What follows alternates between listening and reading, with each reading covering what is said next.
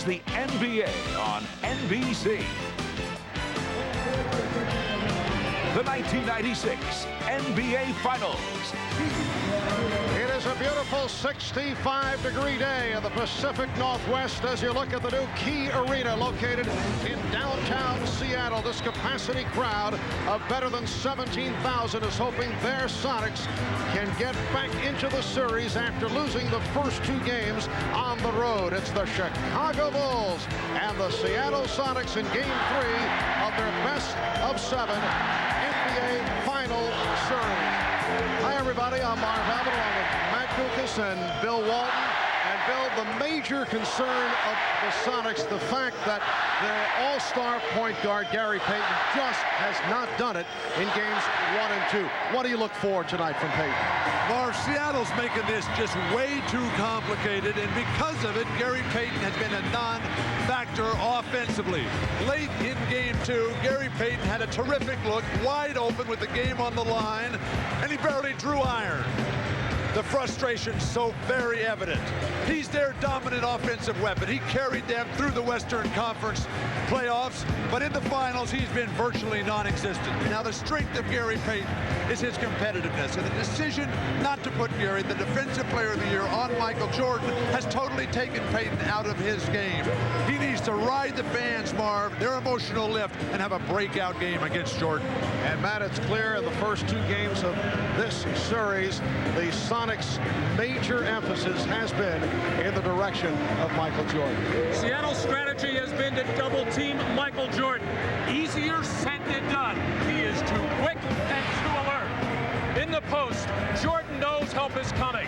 He feels the double team coming from the top, but escapes with a hard spin to the baseline. No weak side help and no chance. Then with Detlef Schrempf on Michael, Percy Hawkins comes to double. Then Gary Payton makes it a triple team, and all fail to keep him out of the middle. The draw dish to Pippen for one of his 8 assists in Game 2. Now this production would be outstanding for anybody else, but Michael is not satisfied at all.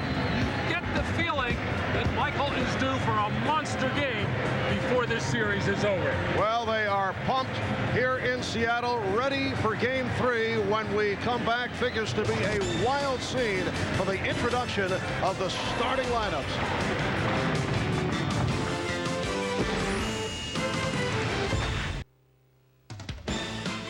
The NBA on NBC is brought to you by Miller Lite. With a great taste of an ice-cold Miller Lite, life is good. By Toyota and their full line of quality cars and trucks. Toyota, I love what you do for me. And by MasterCard. It's smart money.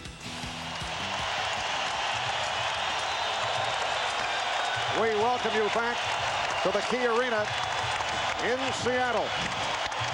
And they are standing and cheering for the Seattle Supersonics, who are 44-5 here at home, including the playoffs, and that also includes a victory over the Chicago Bulls last November. We're set for the introduction of the starting lineups. Let's go to the public address and Jim Gracie. Ladies and gentlemen, welcome to Key Arena at Seattle Center for Game 3 of the 1996 NBA Finals between the Chicago Bulls and your Seattle Supersonics. And now, ladies and gentlemen, today's starting lineups. First of all, for the visiting Chicago Bulls. A 6'6" forward from North Carolina, number 23, Michael Jordan. A 6'11" guard from Croatia, number 7, Toni Kukoc.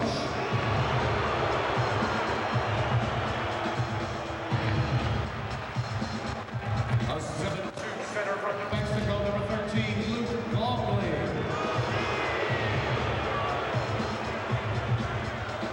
A 6'7" forward from Central Arkansas, number 33, Scottie Pippen. And a 6'6" forward from Southeastern Oklahoma State, number 91, Dennis Rodman. And the head coach of the Chicago Bulls,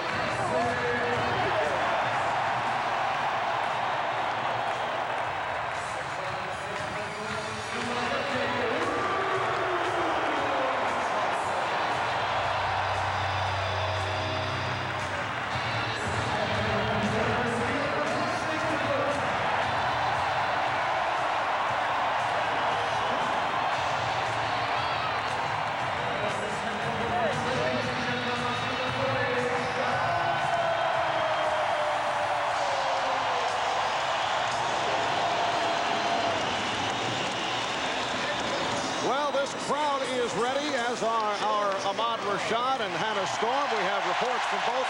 Let's start with Ahmad. All right, thanks, Mark. First, a change in the Chicago Bulls starting lineup. Tony Kukoc will start for Ron Harper, who will not start because of a sore left knee, but although he will be available. Now, in Game 2, Michael Jordan and Gary Payton finally got together for a little on-court conversation. Now, while it was very animated, Michael told me it was still friendly. He said he was welcoming Gary to his home and reminding him that they had no chance of winning there in his house. Now, Gary reciprocated by saying, well, on Sunday, you got to come to our place and things will change. Now, Michael told me that he doesn't like having these kind of conversations on the court. He'd rather let his playing do his talking, and he feels like he struggled the first 2 games, and now it's time to have one of those statement games. For more on it, Seattle side of it, let's go down to Anna. Well, Michael Jordan is still the Sonics' priority on defense. Sean Kemp told me today that during their practice yesterday, they worked on defensive adjustments on Dennis Rodman, who killed them with 11 offensive rebounds in Game 2. He said that during crunch time, instead of rotating off Rodman, they're going to treat him like a shooter. They're going to designate a defender to box him out. That defender's either going to be Sam Perkins, Frank Rakowski, or perhaps even the strong and quick Vincent Askew. It will not, however, be Sean Kemp, creating some potentially strange matchups in certain situations. Kemp said the main thing they emphasize, being aware of Rodman at all times, even though he may not be a scorer, recognizing that he is a formidable force on offense. Mark? All right, Hannah. And as we saw prior to Game 7 of the Seattle-Utah series, the Sonics have added what can be labeled a new twist in revving up the crowd.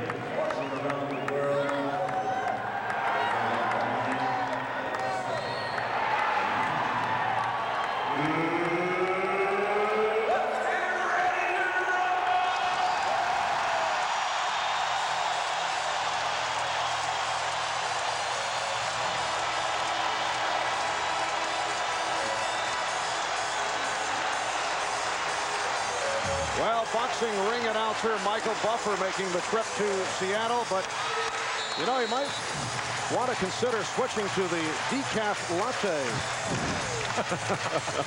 The officials, Dick Bavetta, Steve Javy, and Hugh Evans. A reminder that the Sonics and the Bulls are well aware of. Only 2 teams in the history of the NBA have been able to come back from an 0-2 deficit. Bill's Portland team did it in 1977 over the Philadelphia 76ers. Boston did it in 1969 against the Los Angeles Lakers. Seattle's got to have a great start today to give these fans some hope and keep them cheering. Plus, they have to attack and execute on the offensive end, fight through the fatigue. And the Bulls say they are ready for this emotional onslaught from this crowd. They know the Bulls, that is, cannot ease into this ballgame. Seattle is starting to gain some confidence. It is Irvin Johnson and Luke Longley on the opening tip, and taken by the Bulls.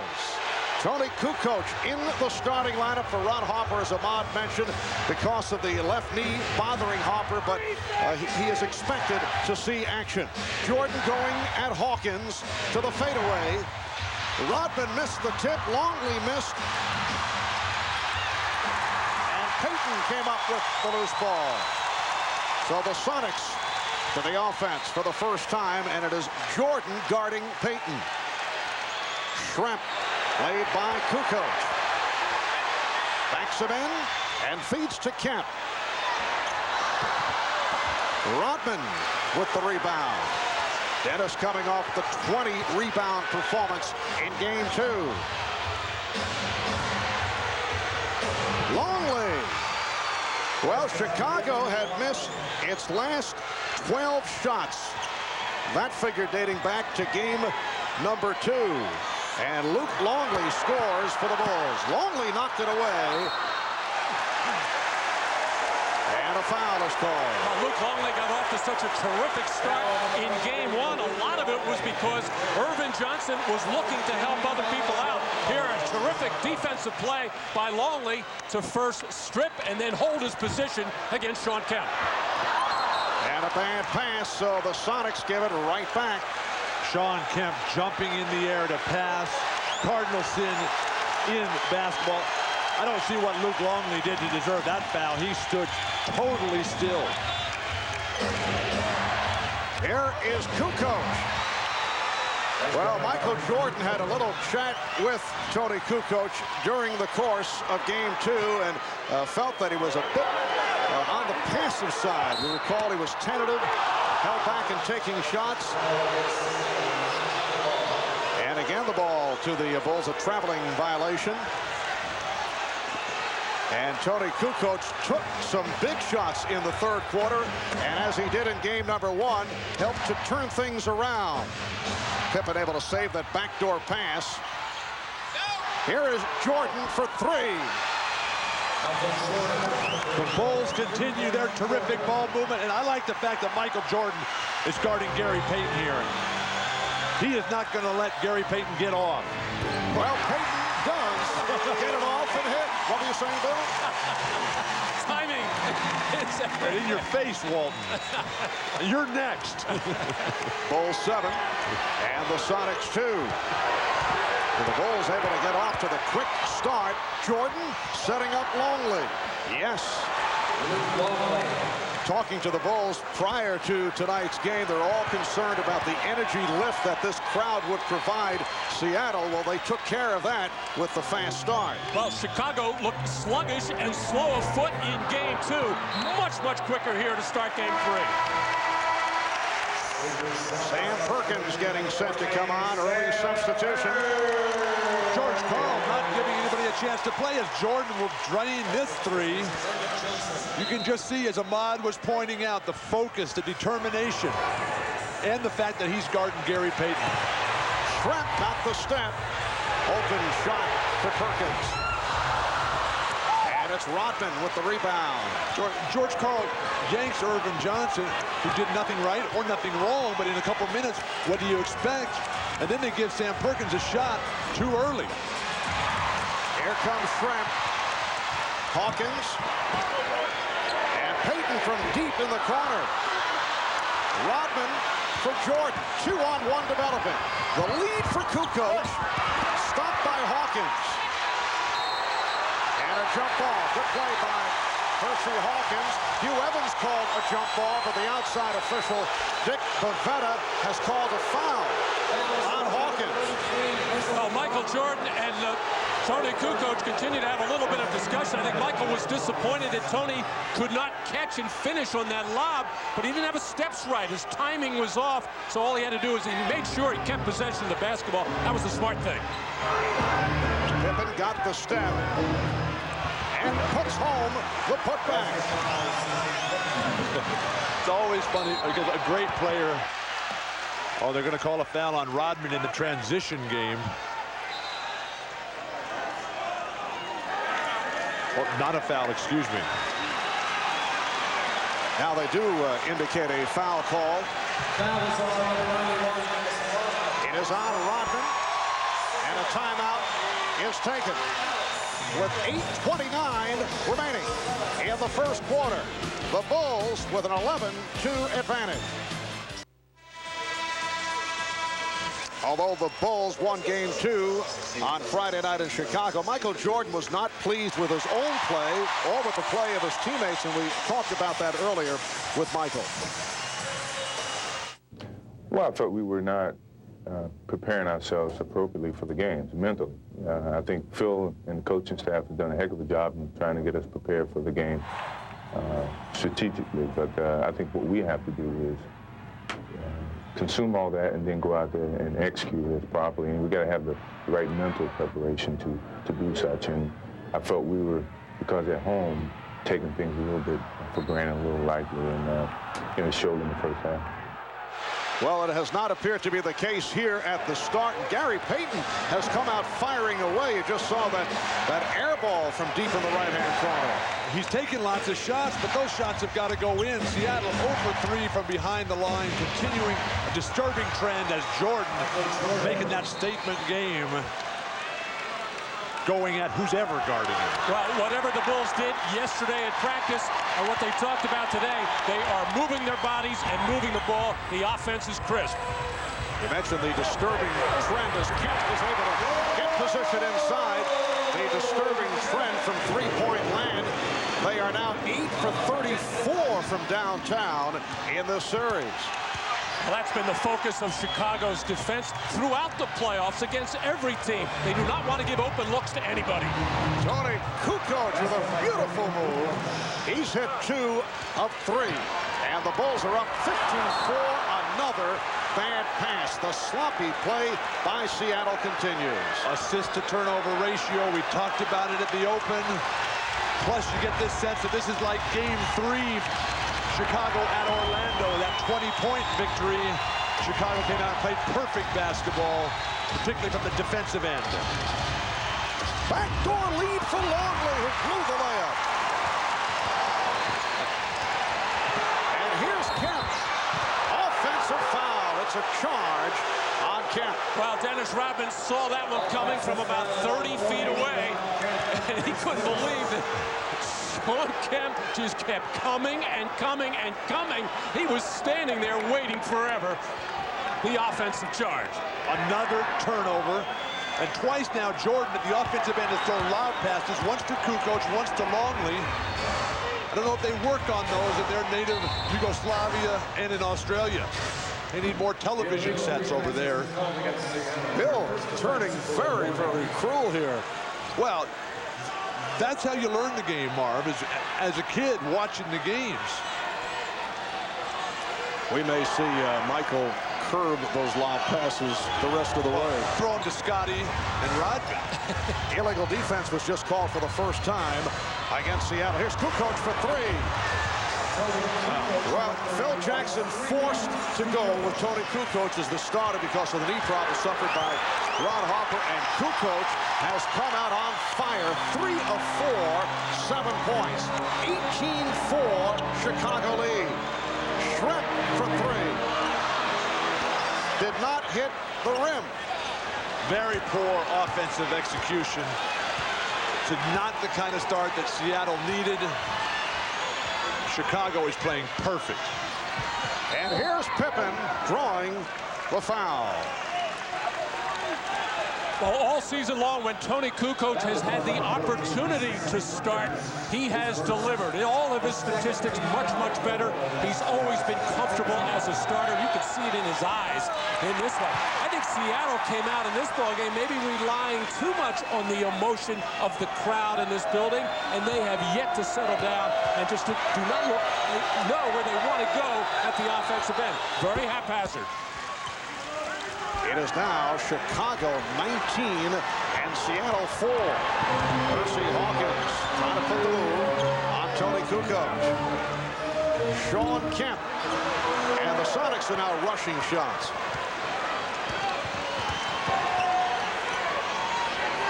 Longley with the pick. Oh, beautiful pass. And the Bulls showing their usual superb ball movement. Jordan, the tip by Pippen. What an effort to get to the ball. Marv, Chicago's tipping a lot with great positioning, but they bring those down and just try to go up with them again rather than very difficult tips, which aren't falling right now. Well, the crowd wanted a foul. Hersey Hawkins challenging Luke Longley. It will be Seattle ball, 17 on the shot clock. Shrimp. I thought the Sonics had a notion early in this game. They wanted to go at Kukoc with strength. They went a couple of times. Detlef didn't take the shot, but there's a mismatch there. They looked at the tape of the game the other day. Tony Kukoc has trouble guarding anybody. Longley try to bank it. Kemp on the rebound. Hawkins 3-on-1. Payton for Perkins. Nicely done. And that gets the crowd going. The Bulls with a 19-8 lead.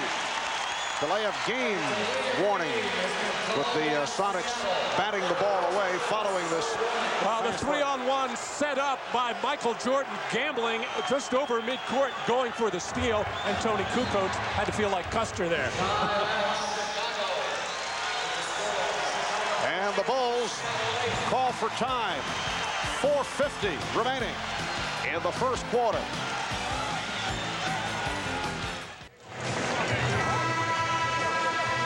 Back at Key Arena, where the Bulls have an early lead on the Sonics, 19-8. An animated Seattle huddle. Nate McMillan, the injured co-captain of this team, trying to pump up his teammates, saying, you're reacting to the situation.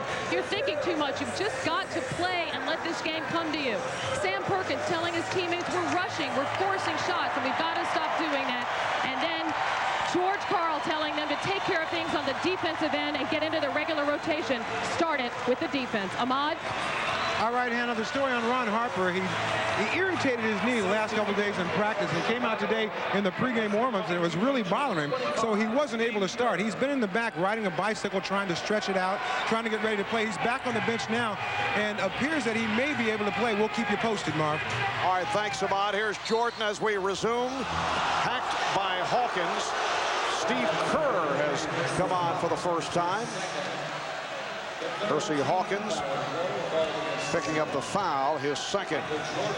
Michael Jordan works that weak side post on the triple post offense so well. He gets the isolation, something that Phil Jackson's trying to get him into quickly. A slap on the wrist. You know that Ron Harper's got to be in a tremendous amount of pain because Harper is one of the toughest guys in this league, Marv. He plays through injuries so many times. It's got to be killing him and Nate McMillan that they can't be out here. And Hawkins sits down, replaced by Vincent Askew. George Karl is looking for a lift from Askew, who has been getting the minutes off the bench in 2 games, but only 1 of 5, and he's turned it over 5 times. Sonics try to break. Payton got the roll, and it's the Bulls 21-10 over Seattle. The first time in this series that the Sonics have attacked that full court trap after a free throw, and they get a terrific look and finish. The lead for Jordan, and he misses the layup, but Longley is able to convert. What's going on here? A terrific pass by Rodman. They read that backdoor play perfectly. What mental communication. Thing of beauty to watch. Bulls 23, Sonics 10. Schrempf for 3. And last touch by Kemp. Hannah was right on it. Seattle is confused. They're trying to do too much, trying to think too much. Keep it simple, play basic basketball like the Bulls. And you see the rebounding advantage again for Chicago. We are seeing the best spurt of basketball that the Bulls have shown over the first 2 games and a quarter. Here's Longley getting inside. Nice move by Luke Longley, and the Bulls now lead 25-10. It has not been impressive for the Bulls, although they did win the first 2 games. Steve Kerr said the other day the Bulls have actually played only 3.5 good games in the entire playoffs. It's nice that they set such a high standard for themselves. That's one of the reasons they've dominated basketball this year. Kemp able to save it. Shot clock is rolled down to 3. Down to 1. And it is a 24-second violation. What a defensive sequence by the Bulls. But Seattle's forwards on the offensive end are really giving them nothing. These are their creative forces, Kemp and Detlef Schrempf. These guys are jumping in the air to throw wild passes, not making good, strong, authoritative moves to the hoop. 3 minutes to go in this first quarter. Here's Kerr from way downtown. His shooting has been off in this series. Well, Steve has been unable to make him from the new 3-point line. He's moved further back. Feels he can maybe get his touch again. Perkins off the head fake. Sam Perkins with a strong move. Bulls 25. And the Sonics 12. Longley unable to control Perkins. Perkins is left-handed, Luke. Jordan, yes, 9 points for Jordan. He's hit 3 of 7. Not seeing many stops at the other end of the court as Chicago goes to the offense. They have been scoring at will in this first quarter. It's a classic example of just what great offense does to a very good defense. One of the top-rated defenses in the NBA, Seattle, this year. And a 3 for Jordan. That gives him 12. Bulls lead 30-12. Well, the Chicago Bulls respect the defense of Seattle. I think that's why they came out. They knew they would be tough in this building. That's why they had come out. They spaced the floor beautifully and passing the ball and making their shots do it too. The steal by Jordan leading to the breakaway by Pippen. Oh, the Bulls are just eating up the Sonics in this opening quarter with 1:35 remaining. It's the Bulls 32 and the Sonics 12. 22nd timeout called by Seattle. Michael Jordan hits the three-point shot and then comes right back on the defensive end on the advancement of Seattle's offensive possession. The look-away pass and Scotty off to the races, and you have to wonder if Chicago was just toying with Seattle back in the Windy City.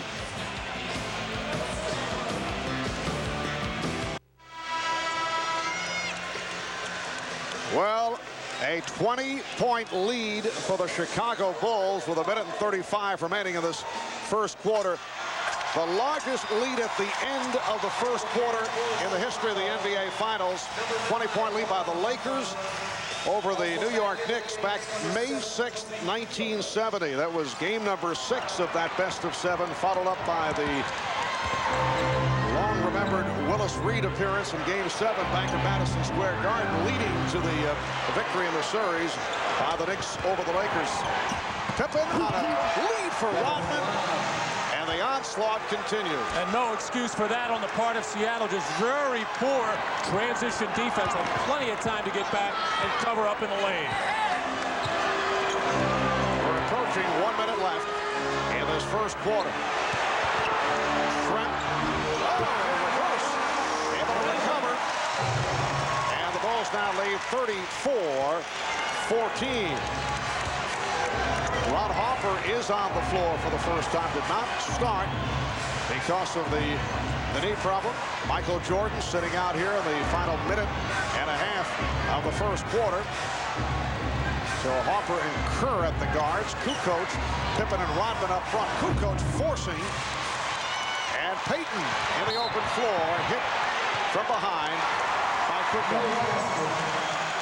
Well, every opportunity that the Bulls get to run, they will, whether it's a steal, whether it's a rebound. This, the outlet pass of Scottie Pippen, getting out, getting the lead pass from Kerr, and attacking the defense, and just Dennis Rodman sneaking in on that right side, even though Pippen jumped in the air, plenty of time to find the open man, Rodman. The Bulls get out of their offense when Jordan goes to the bench. Scotty's got to take a more assertive role. Perkins able to save that pass, nearly thrown away by Askew, and a foul committed by Kukoc, his second. Plus, when Luke Longley was in, he did a good job staying in front of that basket, forcing the Sonics to the perimeter game. Longley goes to the bench, and Sonics having some success at the hoop. Sam Perkins at the line with the Bulls over the limit. Sam coming off a 5-for-10 shooting performance, 13 points in game 2. Now Jordan returns. Harper sits down. Don't know if Harper's going to be able to give much today. He looked a little gimpy out there, Marv.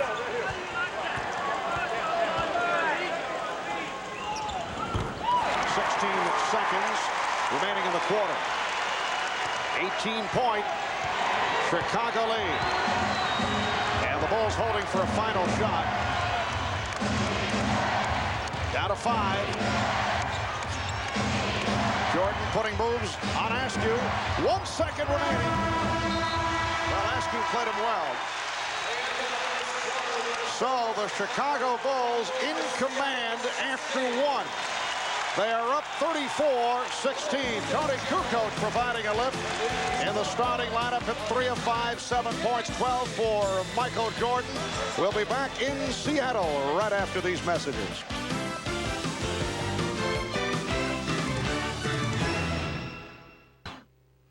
This is the NBA on NBC, the 1996 NBA Finals.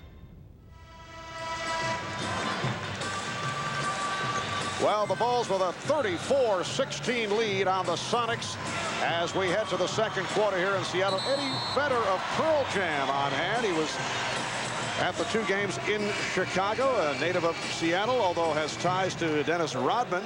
And there's Kenny G, who did a terrific job with the anthem prior to the game, although Bill Matt was disappointed. He thought Kenny G would sing the anthem. A little confused about it. Kenny is a regular Sonic fan. Played the national anthem the opening night here, but the Sonics are shooting themselves in the foot here. They got 6 turnovers. They're 0 for 6 from behind the line. They've given up 6 offensive rebounds. They're down 18 points. Well, George Karl was telling us on Showtime that he thinks it's mental, not physical. It may be a bit of both here in the first half. Well, the Bulls have brought their A game in that first quarter. Nice move by Payton. And it's now Chicago 34 and Seattle 18. Bill Wennington on the floor for the first time. Jordan with Pippen, Kukoc, Wennington, and Rodman.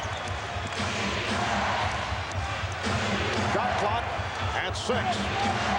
Jordan got the step, rejected by Kemp. Sean Kemp came over and made the block. Jordan is very frustrated. Just 2 seconds on the shot clock. He is playing so well. His teammates, Kukoc, not keeping up with Michael Jordan today, and he's frustrated about it. All right, Jordan. Will it count? No. 24-second violation. Well, Dick Bavetta, the trail official, having a look at this, but so difficult to hear. You see the shot clock on the left part of your screen. Very, very close. Michael Jordan, in his inner ear, he felt it was good. But, Bill, you have gotten the matchup that you have wanted so far in this series. Payton and Jordan finally matched up. And that was the first turnover committed by the Bulls. Foul on Wennington. I just don't understand why Seattle waits for game 3 to get it going. Or to get behind by 16. Absolutely.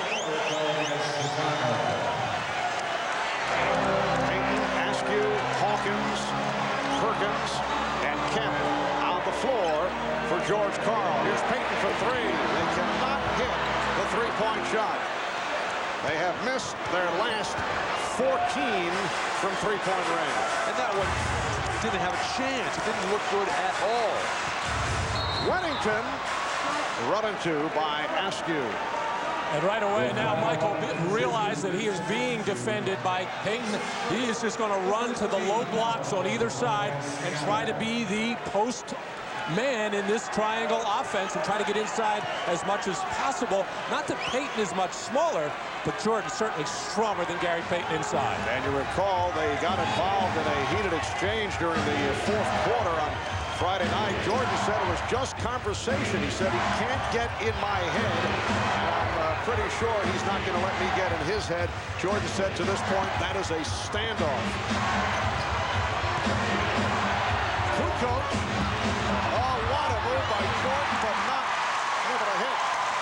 Just watching Jordan and getting in up close to his face and seeing the defensive effort. Askew with the floor. And the Sonics showing some signs. They are now down by 14. But Jordan's presence just so inspirational. And the crowd very much back into it. Hugh Evans calls the foul on Gary Payton. 8-0 run by Seattle. And right away, Michael wanting to take that weak side post position against Payton, and Payton battles hard. This is why he is the defensive player of the year, and really, that was not a foul. That was just good, hard, tough post defense. If that were 2 big men, they wouldn't have blown the whistle. And the battle continues between Jordan and Payton. Jordan turned it over, picked off by Hawkins, who was blocked by Pippen for the foul on Scottie Pippen. And Michael is forcing things a little bit right now. He wants to take it to Gary Payton in every opportunity. Timeout taken by Phil Jackson. 2:04 gone by in the second. The NBA on NBC is brought to you by Plymouth. One clever idea after another. That's Plymouth. By Microsoft. Where do you want to go today? And by Dr. Pepper and your local Dr. Pepper bottler.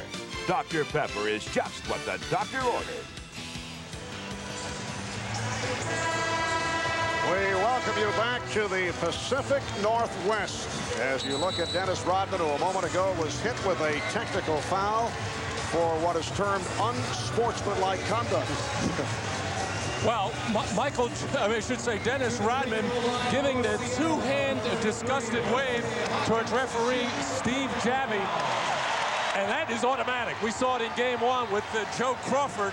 As soon as you put those two hands up and wave in that fashion, you don't even have to say anything. That's an automatic technical. And Dennis is trying to explain to Coach Phil Jackson, I didn't do anything, Coach. Absolutely nothing. There's no way you can show up the referees. Dennis clearly at fault there. Percy Hawkins converting on the technical. Once again, Dennis Rodman called for an early technical foul. Back in game one, that led to the Frank Burkowski-Dennis Rodman controversy. And Burkowski has not been a factor since. George Karl refused to give him a chance to play. And Burkowski can be a positive contributor for this Sonic team. Well, the Bulls have led by as many as 22. Payton with the back-in move on Randy Brown, who just came on following the timeout. Brown extending the knee and is called for the foul. So a 9-0 run by the Sonics. A good move by Phil Jackson, though, to get Brown in there to watch Payton for a while. I think he sensed that Michael Jordan was trying to do too many different things once Michael will settle down a little bit. Here's the double on Kemp. Jumping to pass. And Askew, as a result, lost it. A host of turnovers in this first half by Seattle. The Bulls have missed their last 5 field goal attempts. Pippen getting the good position. Got clock at 6. Travel call on Brown.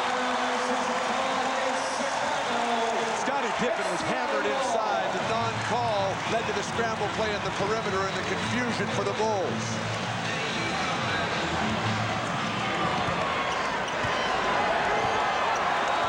Payton again working on Brown. Payton lost his balance. Payton, oh, what a sequence for Gary Payton. Well, Gary Payton operates so well when he gets the ball down low on the left side. That's one of the things that Ron Harper has kept him from doing it. Brown puts good pressure on, but he shouldn't let him get that deep. But look at the size differential that Randy Brown gives up. Weddington going glass. And now Steve Javie with a call. Maybe a double foul here. Yes, it is. A double. It's on Kemp. And Rodman.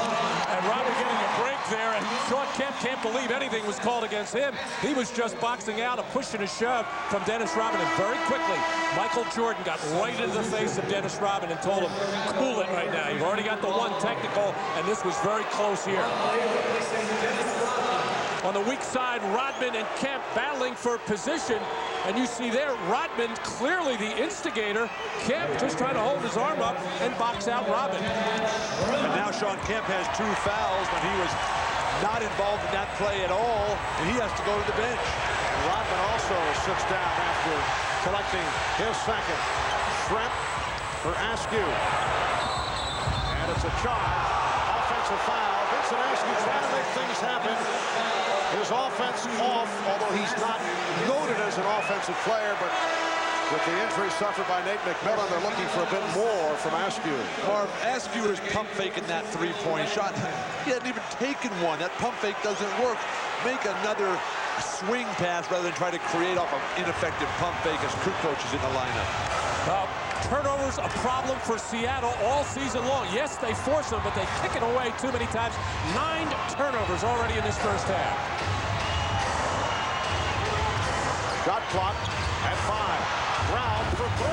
Randy Brown, who does not think shot first, able to hit from 3-point land. So much of that is coaching, bringing the guys off the bench like Kerr and Bushler. They make so much of the Chicago bench, but really, these are all guys who nobody really wanted. Much the way Orlando has a bench that nobody wanted, but Chicago, through Phil Jackson, they just have such great ball movement. Everybody willing to give it up because they know, because of Jordan's leadership, he'll give it right back. Randy Brown on that last foul. How about Brown during the regular season? 1 for 11 from downtown and just hit the 3 here in the NBA Finals. 16-point Chicago lead. Shot clock down to 5. Perkins on the rebound. And the officials check with each other. The ruling last touch by Brown of the Bulls. Phil Jackson up the sideline arguing for a double dribble on Sam Perkins, but it was not an intentional dribble, the first bobble of the ball. George Karl wants a timeout. 7:09 remaining in this first half. The Bulls 39, the Sonics 23. This is not a good stat line for the Sonics. This includes tonight in the first half. They have picked up 41 assists, a low number, and they've turned it over 43 times. Well, it all speaks to their execution on offense. Not enough ball movement, not good passing, and consequently, you're not going to shoot the ball very well. But the Sonics have had problems with turning the ball over all season long. That man, Sean Kemp, averaging 4 turnovers a game throughout the season. He's got 3 tonight, as does Askew. Kemp averaging over 30 points a game in this series. He's got 2 points this afternoon. Seattle had only 10 assists in the game on Friday night. Payton able to chase it down.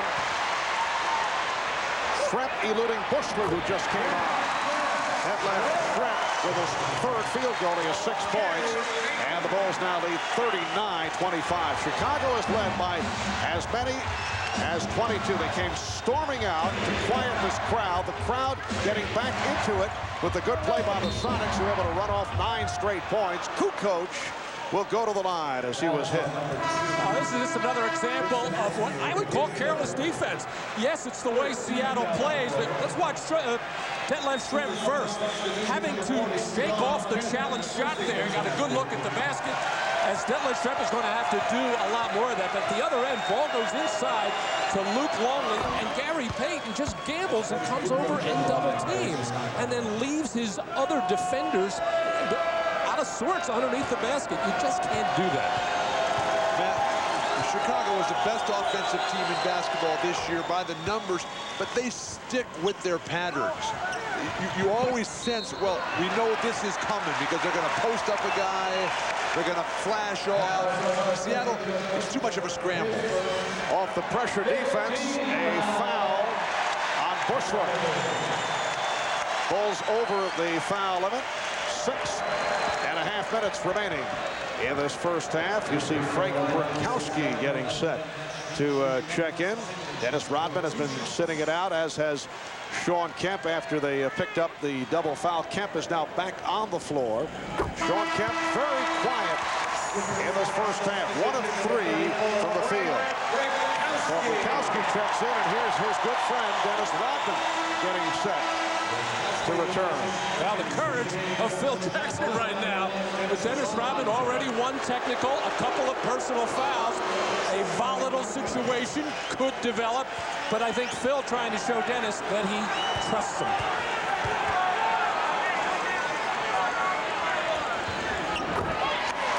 Bulls 41 and the Sonics 27. Coaches have to show trust in their players. That's why Phil Jackson is the coach of the year and the best coach in the NBA today. Bill, are you on the take here. Not that I would disagree with that, but even pushing Phil right. Look what he does with this team. I mean, Luke Longley, nobody wanted him. Steve Kerr, nobody wanted here. Randy Brown, Bushler. He's taken all these guys. They learn from Jordan. They learn from Pippen. And they get an unbelievable team here that thinks basketball as a unit. Oh, I'm not disputing it, but I think this is about the 5th time it's been mentioned. And I wouldn't say that nobody wanted the players that you mentioned. It's just that they found their niche with this particular ball club. Luke Longley with a nice move as Rodman and Burkowski became entangled. Luke Longley with a terrific start. 5 of 8 from the field. 10 points. Bulls lead by 16. Schrempf for 3. And Rodman with the rebound. So the Sonics 0 for the last 15 from three-point range. Jordan got caught. Oh, Michael Jordan with a couple of miscues here in the first half. Oh, nice pass from Payton. Detlef Schrempf with 10. And Chicago's lead is now 14. More and more plays like that will get Seattle right back into this game and into this series.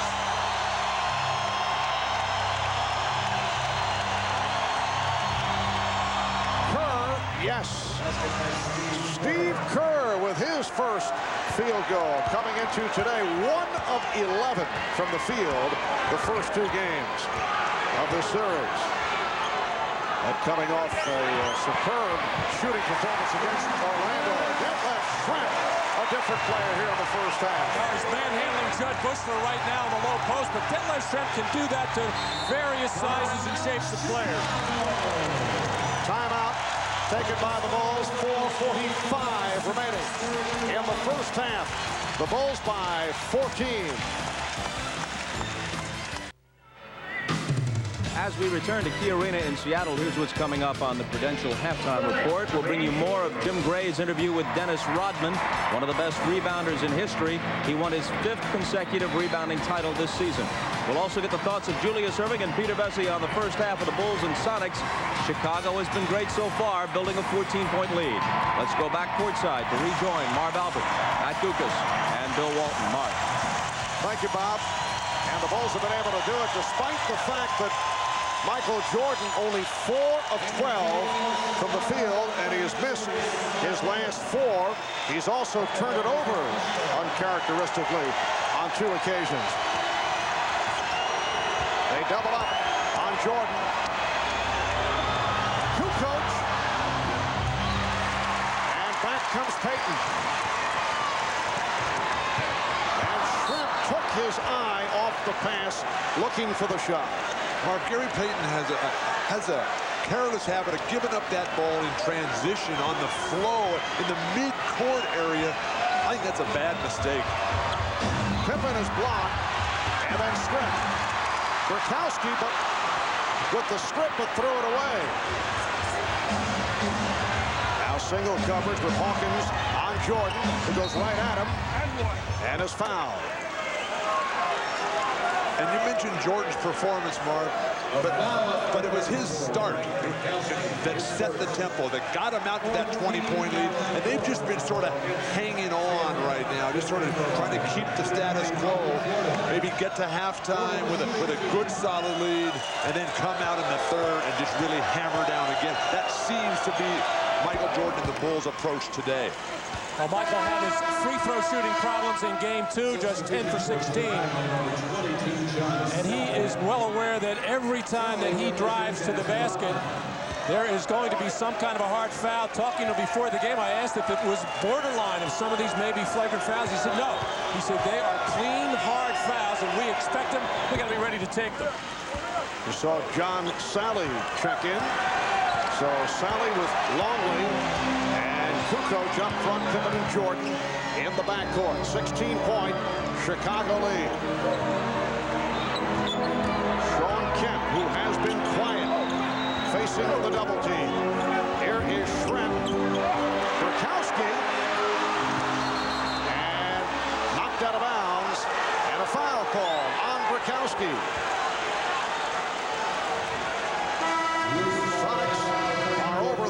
Perkowski commits his second personal. A wild offensive sequence for Seattle where they're really just throwing it up there. They need to get better shots. You drive in there, you draw the defense, and then you kick out to somebody who's standing at the foul line or the three-point line. Perkowski unable to get it going. And Perkowski sitting down. Jordan now with 15 points. The Bulls 48 and the Sonics 31. And this game 3 of the best of 7 NBA Final Series. Game 4 here in Seattle Wednesday night. 9 o'clock start Eastern Time, 6 out on the West Coast. 3.5 remaining in the first half. Sally on Perkins. Kemp around Longley and fouled by Longley. Well, Sean Kemp is so confident when he goes in a one-on-one situation against Luke Longley, whether it's close to the basket, whether it's on the perimeter. He knows he can put the ball on the deck and get in there and create some contact from Luke Longley, and that was just a careless foul by Luke as he reached in. Sean Kemp with just one field goal, 1 of 3 at the line. Kemp has been the offense for the Sonics' first 2 games, 29 points. And in game 2, he had 32 points in game 1. Longley sitting down after picking up his second foul, leaves with 10 points. So the Bulls with a 49-33 lead. Marv Rodman's been in and out of the lineup so much tonight, almost like on a yo-yo there. Impossible for him to get a rhythm for the ball on the boards. Kukoc able to save it. Pippen resets. Shot clock down to 4. And it will be Seattle back in possession. Now, if you're George Karl, you're just hoping in these last 3 minutes that you can close this gap, get us around 10 or 12, so you have something positive to talk about during halftime. Back comes Kukoc.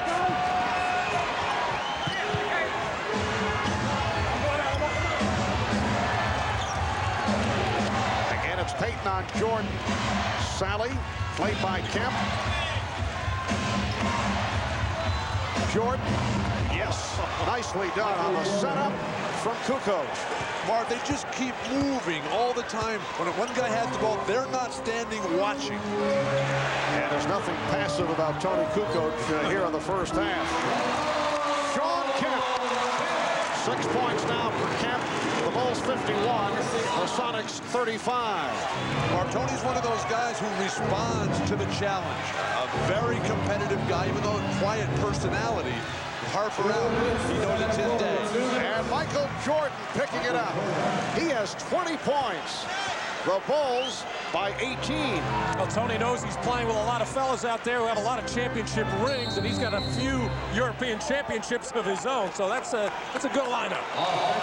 Offensive foul. That's 3 on Kemp. Sean Kemp working for low post position, just nails John Sally with an elbow in the head. The referee's right on top of it. Digging in deep there, Sean Kemp leans right in. And that initial elbow from the left side, right to John Sally, who does know how to respond once that whistle blows. And Kemp sits down. David Wingate comes on for the first time.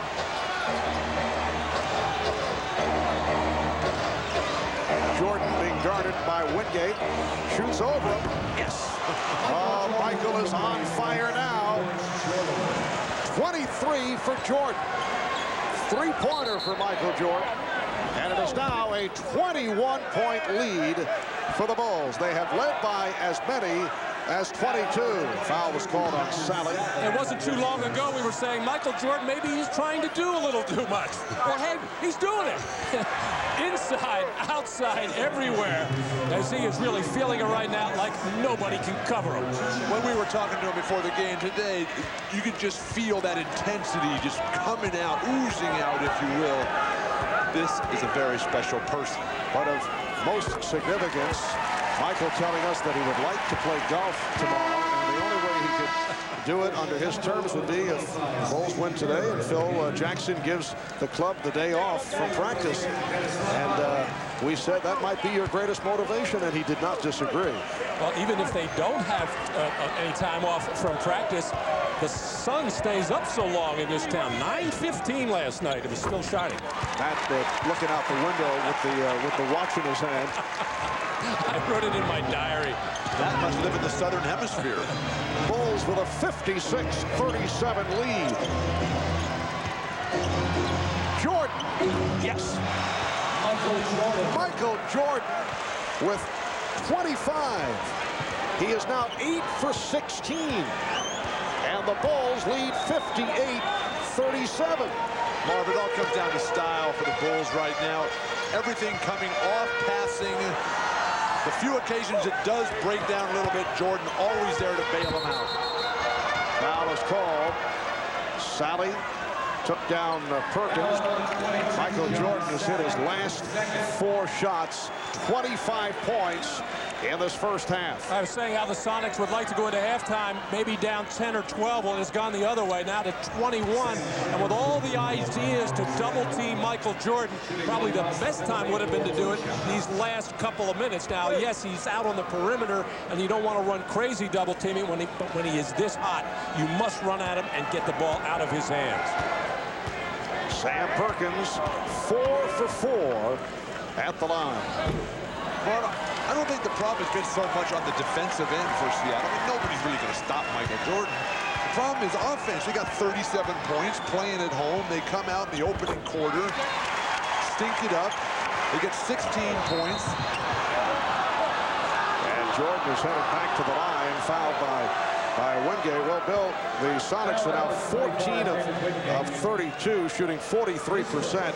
The Bulls are at 51% shooting, 22 out of 43. All the talk has been about the big start, the home crowd. They come on flat, Bulls playing perfect, and now the crowd is sitting on their hands here in a half-hearted attempt to distract Michael with some deflated balloons behind the basket. Yeah, that really bothersome. A 20-second timeout has been called by Those 12 turnovers by Seattle, many of them forced by the Chicago Bulls defense, something they do very, very well. Some of those turnovers of the careless variety. We are down to 50 seconds remaining in this first half. And the Bulls now lead 59-38 as they look to make it 3-0 in this best of 7. The Sonics will need a dramatic turnaround in the second half. Michael Jordan with 26 points. He has hit on 8 of 16 from the field. He has converted his last 4 shots. Incidentally, the record for the NBA Finals most points in a finals half, 35, which is held by, yes, Michael Jordan. Game 1 against Portland in 92. Another look at the move by Jordan a moment ago that led to the foul called on Wingate. Well, David Wingate and Michael have had their confrontation so far in the 2.5 games of this series. That was just a fly pattern after the made free throw, but David Wingate maybe has some long fingernails there as he got the neck and chin of Michael, the side of the arm. Michael was checking all over the place to see where he was cut on this play. Michael would have been a pretty darn good wide receiver.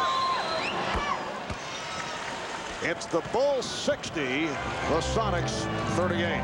Matt, don't encourage him. The last guy that did that, he went and played baseball for a while. Perkins, met by Sally. Lead pass for Schrempf waved off for an illegal defense call. On Judd Bushler, who was on the weak side, trying to help out as that double team came about. He was just in no man's land, trying to zone up and protect, and got caught. That was the first illegal defense against Chicago. Seattle was hit with one earlier. Now a half minute left in this opening half. Hayden wanted to use the pick, but Perkins was moving with him. Here's Wingate. Rebounded by Pippen. And the Bulls will hold for a final shot of this first half as we come up on 10 seconds to go. Here's Pippen. Yes, and it counts. Well, a symbolic finisher to a first half that has been just splendid for the Chicago Bulls. It has been a clinic for Chicago. Every aspect. Jordan, Pippen, the big guys are playing their game. Dennis Rodman celebrating. And one, he said. And refereeing. Yes. Something different. Well, they did miss a free throw. Final seconds of the half. Biggest lead of the night. Enjoyed by Chicago. Bushler with the steal. A 24-point lead for the Bulls, who are seeking to go 3 up in this best of 7. Michael Jordan leading the way. 27 points, 15 in the second quarter. We'll be back in a moment with Bob Costas and the Prudential halftime report.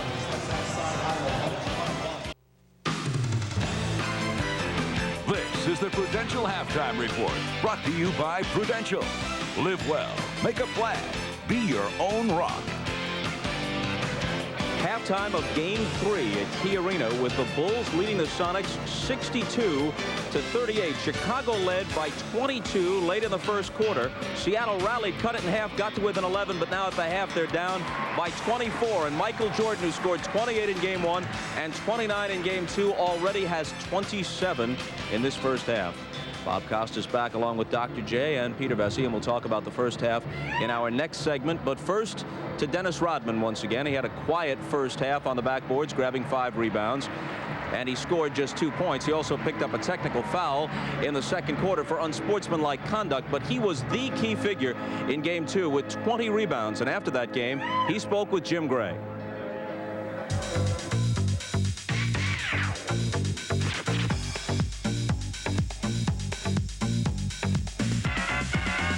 Aside from all of the tattoos and the earrings and so forth, are you a basketball purist? Do you care a lot about the game? I care a lot about the game, you know. I get a lot of people saying, well, Dennis is making a mockery out of the NBA. It's not all about making a mockery out of the NBA. It's all about being an individual that's playing in this game. You know, I don't need to make a mockery because this business is too big for one individual to try to bring it down. What made you decide to show all of this individualism? You were a very successful player in Detroit, yet you didn't seem to get much of the limelight or the credit. Was the rest of this simply designed as a marketing aspect, and do you view this almost like all-star wrestling? Now, this is not marketing. You don't market stuff like this. People in society don't like what I have, but the only reason why they liked it is because of who I am. I'm a basketball player. Can you explain the phenomenon that you have become, people stopping on the freeway with the billboard of your hair, kids emulating you, changing the color of their hair? Can you explain why you have become so popular? I think that people see it as an entertainment. They see someone out there say, wow, that's the guy with the red hair. That's the guy with the multicolored hair. The chameleon. That's going to be my new name, the chameleon. Not the word. Not the one, the chameleon. And kids relate to that. It's fun. It's not dangerous to anybody. And kids can go home. They can play in their little watercolors and things like that. And heck, it's all about having a good time, and the kids can feed off of it. But aren't you concerned that it could send the wrong message? It's not sending the wrong message because that's what family. You know, they could deliver the message. Well, that guy that has funny hair, but he's a good guy. He's a good guy, and they see me on TV. They see that I love my daughter. That's the most important thing to me, and that's the bottom line. It's all about trying to make kids out to be something that they're not. Would you want kids to emulate you? I just want them to enjoy me, to feel the emotion, to feel the excitement, the thrill, and the agony, what I go through in a game. And I think they feel that because I reach out to the people. I like to have all the DNAs, all the 22,544 people that come in this building, DNA inside me. And then when I'm out there performing, I want them to feel it. I want them to feel the bumps and bruises. I want them to feel, get the rebound. I want to feel everything. Are you content? Are you happy with yourself and what you've become? I'm happy in a sense where I know I can control everything around me now. I know that I can provide entertainment for myself instead of worry about people coming to entertain Dennis Rodman.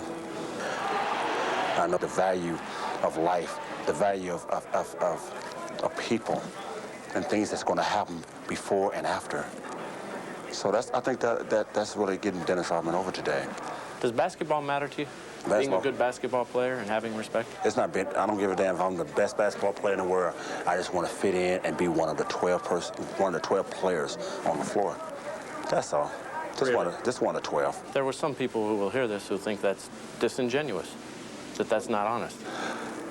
Well, if they think they don't give a damn about basketball, why am I playing? Why am I out there doing my job? Why am I out there winning basketball games? Why am I being so productive? Why am I out there busting my ass every night to do something that no one wants to do? If I didn't give a damn about basketball, I'd just go out there and just be just like any other average basketball player. But I'm being productive. At 35 years old, I play like I'm 20 years old, and I'm having a great time. Rodman flopped it into a flagrant foul. And that they have Dennis Rodman, who cheats all over the court. Yeah, some very sincere respect. What is your response to that? It's unfortunate that it has to be that way. You know, he asked me a question that he asked me a couple years ago, do you want to play for Seattle? I said, great, yeah, it'd be awesome. You know, but, you know, I think now it's all about head games. And I play that better than anybody in this business. And I can get over because I know that I'm a lot more mentally strong, physically strong, and go out there and do what I have to do. Well, the Bulls in general are doing what they have to do. We go to Peter Vesey. Your take on Rodman. Well, we all know that you win championships in the NBA with strong defense, rebounding, psychological warfare. We know Game 1 turned around when Frank Burkowski got thrown out after getting into an altercation with Rodman. Rodman dominated Game 2. And we know that in the history of this game, the only guys that have been able to dominate a game or a series without scoring a point are Magic Johnson, Bill Russell, and Dennis Rodman. I'm not saying Rodman's confident or overconfident, but he's already measured his navel for a ring. Well, let's leave. Very nice. Let's leave the off-court persona aside for a moment, which is probably just as well. You admire the way he does it on his own terms on the court. Absolutely, Bob. You know, I think Dennis is very clever with the amount of moxie that he has in his game. He psychologically and physically neutralizes his opponents. I think he's been able to silence his critics, his detractors, and all of the skeptics. And when you add the fact that he has so much athleticism and talent, you know, this guy is just a complete package that night in and night out on the court, you have to have respect for him. Okay, when we come back, we'll talk about the first half of the Bulls and Sonics. Try to think of enough superlatives. Chicago up by 24, but first a message from Prudential and a word from the NBA.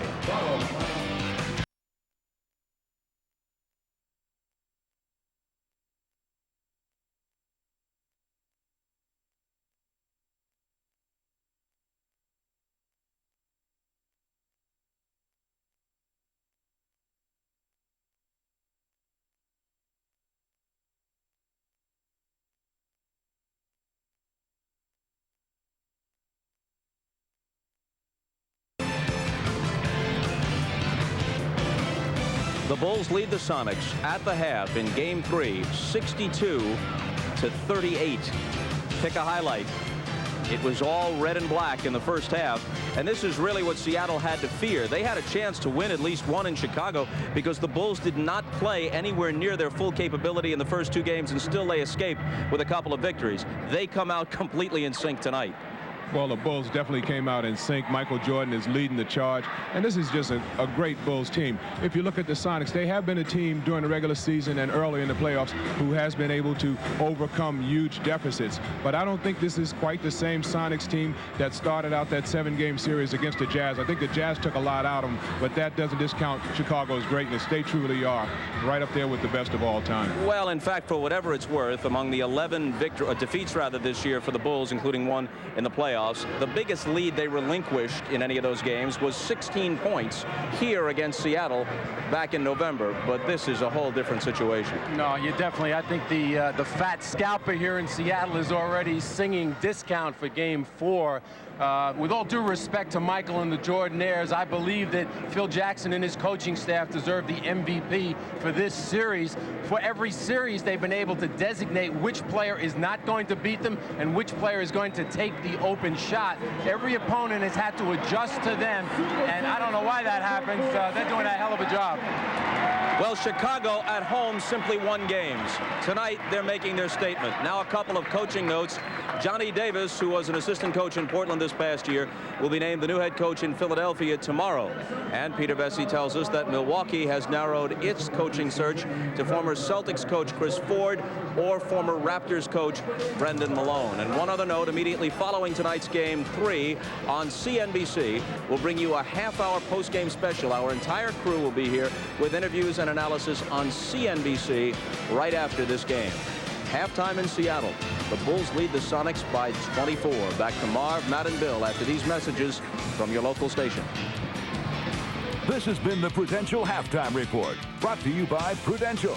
Live well, make a plan, be your own rock.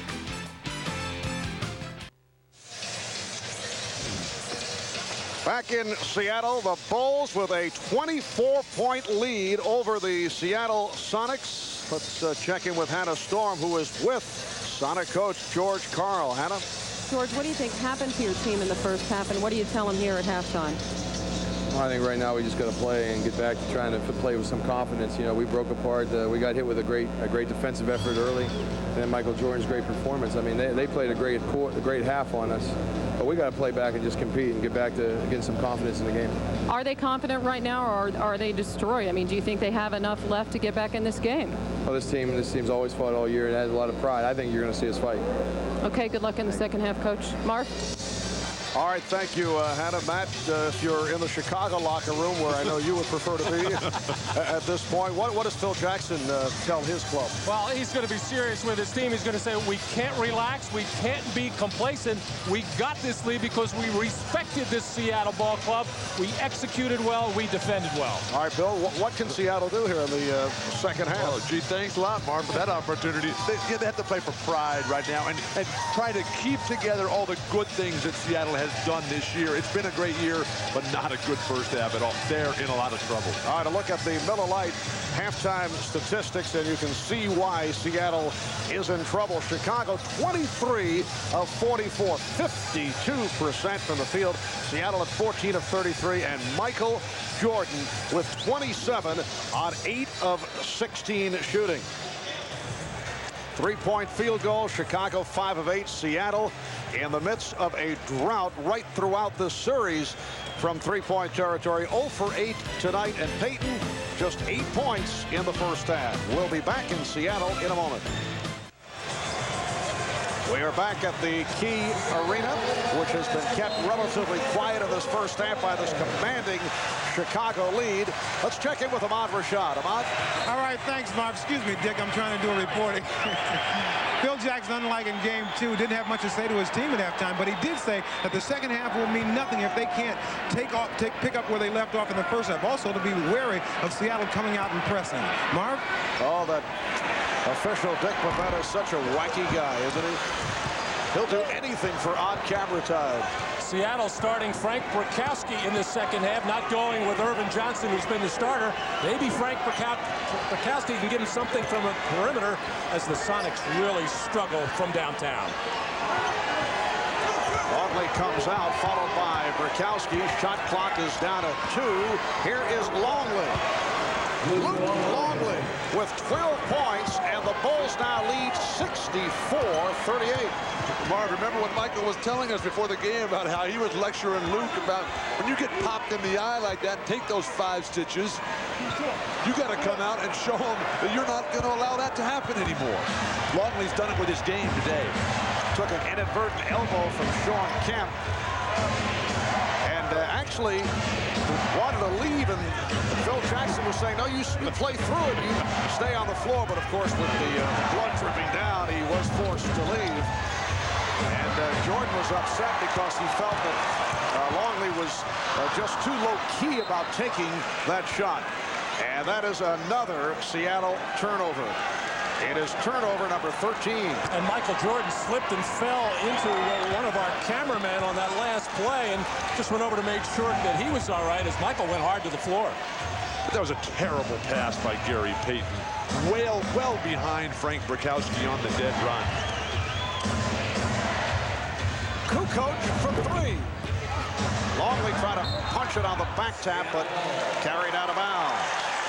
Well, Michael Jordan with that, what has now become the patented get up in the air fadeaway shot, just kept fading all the way back and all over our NBC cameraman. Crowd trying to urge on the Sonics. Kemp fouled by Longley. That's 3 on Luke Longley. No team in the history of the NBA Finals has ever come back from more than 21 down at the half to win. The Sonics trailing by 24 at halftime.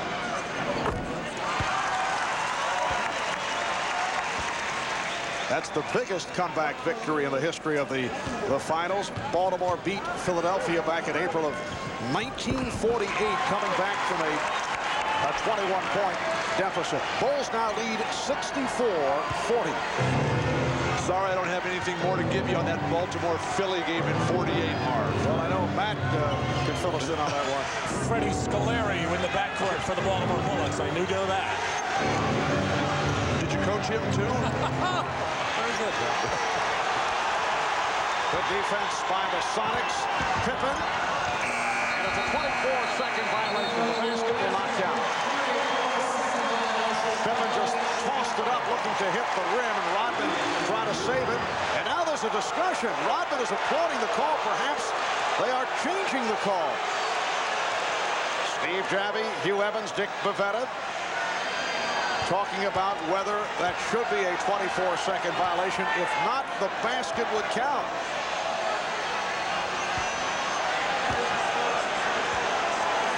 So tough because they have to visualize the replay in their mind. Of course, not allowed to use television replays. There is no 24-second violation because the ball hits the ring. We'll get the ruling. Here's another look at it. Chicago has the ball. The whistle blows and it goes to the rim. Yes, it did graze the rim. So the basket does not count, but they'll see how they reset the clock. They'll put some time back up. Well, they'd have to give him a full 24 because the ball did hit the rim. And a good ruling by the officials as the shot clock sounded and the whistle blew, just everybody basically stopped other than the alert Dennis Rodman. And there again was Sean Kemp unable to keep Dennis Rodman off the board. Hannah was talking about that's what they did all day yesterday in practice. Interesting how they wait until before game 3 to realize he had to block Dennis Rodman off. Kowski trying to tie up Longley. Jordan rebounded by Bukowski, and he nearly threw it away. Hawkins eluding Jordan, who picks up the foul. That is his first. I've always loved it, Marv, when these great players like Jordan and Barkley and Bird and Magic, who are so involved in every play, and finally, midway through the second half, oh, there's their first foul. Bukowski just leveled Rodman a 3 for Hersey Hawkins. But Dennis made a bit more out of it, though, as he went to the floor.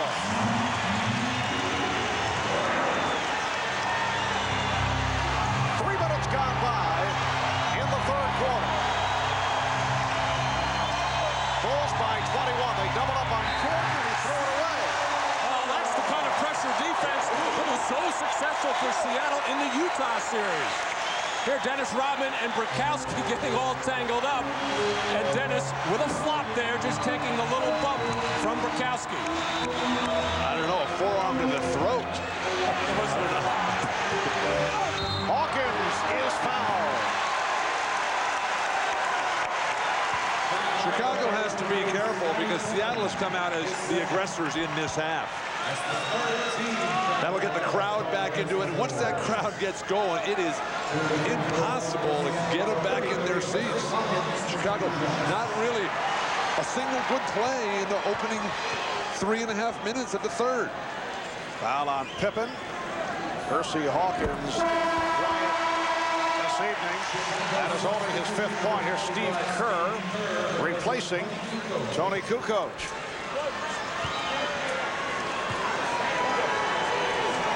Tony Kukoc providing a lift for the Bulls in the first half. Started the game because Ron Harper is bothered by a knee problem. Kukoc with 9 points. So the Bulls now lead 64-45, pressure by the Sonics, and Longley is able to bring it across. One of the reasons for Kerr is that he is expert against the trapping, pressing defenses that Seattle's going to throw on the rest of this game. Longley. And Jordan able to keep it alive at the 24 for the Bulls. Jordan fouled.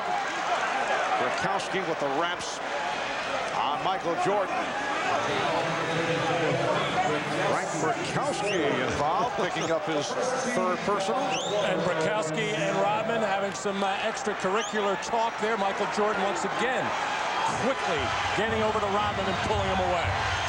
Well, the crowd here in Seattle very much back into it, with the Sonics chipping away but still trailing by 19. Travel called on Longley. Well, you can also tell from the talk of George Karl in that halftime saying, hey guys, we got to let it all go right here. Frank Rakowski, if you can get somebody involved, do it. Sean Kemp, you have to start getting physically involved in this ball game. 7-0 run by the Sonics. Bulls have led by as many as 26. Trap. Rebounded by Longley. Crowd wanted a traveling violation on Longley. Well, that's the kind of offensive play that's typified Seattle all day. Trying to beat a guy, a great defensive player, one-on-one, going to your left with a fadeaway jumper. And here's a fadeaway jumper by Rodman.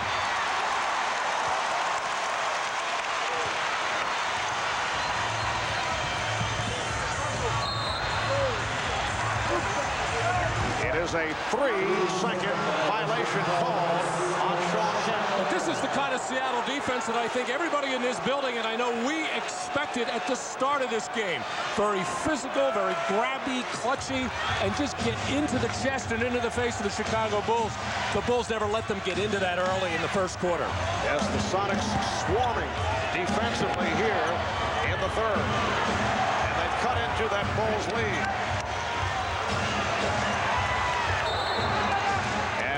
Again a whistle, 3-second goal against Chicago. And the call by Steve Jabby over on the weak side probably could have called something else there as Rodman and Rakowski get all tangled up. And then the 3-second violation.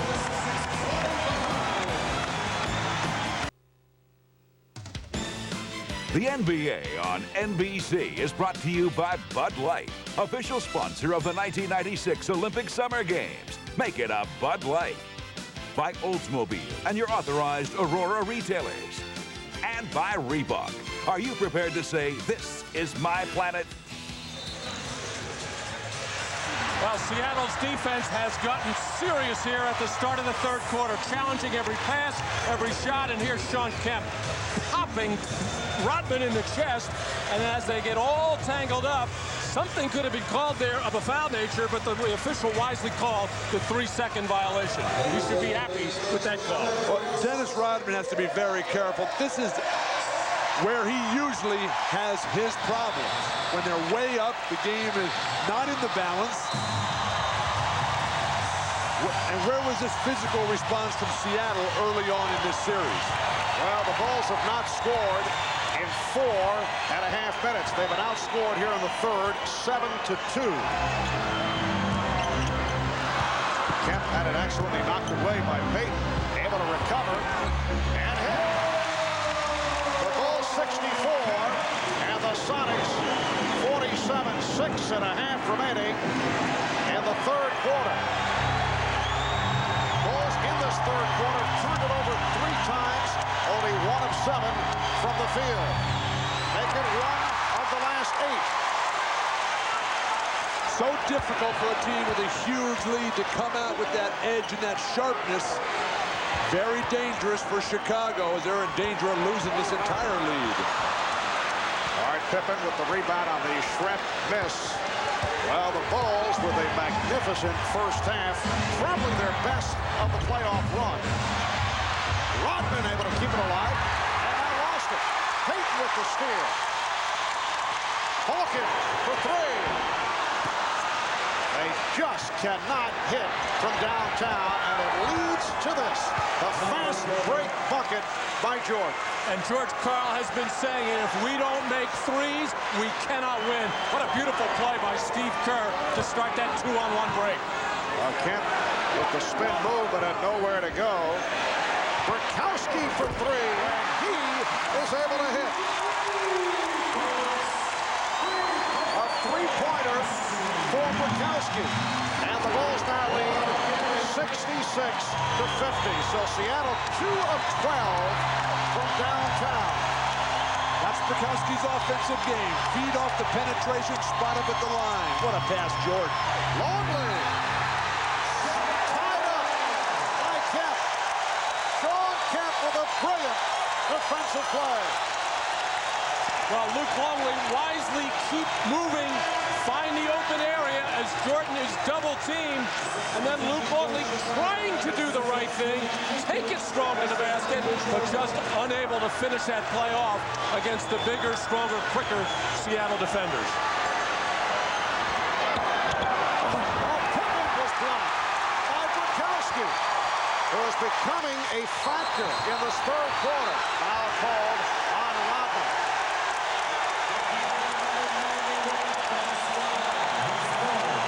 That's three on Rodman, and the Bulls now with 4:53 to go in this third quarter, leading by 16. A look at the block by Burkowski. Way too casual by Pittman. Burkowski showing the skills that he has. Spot-up shooter, good interior, rugged defender.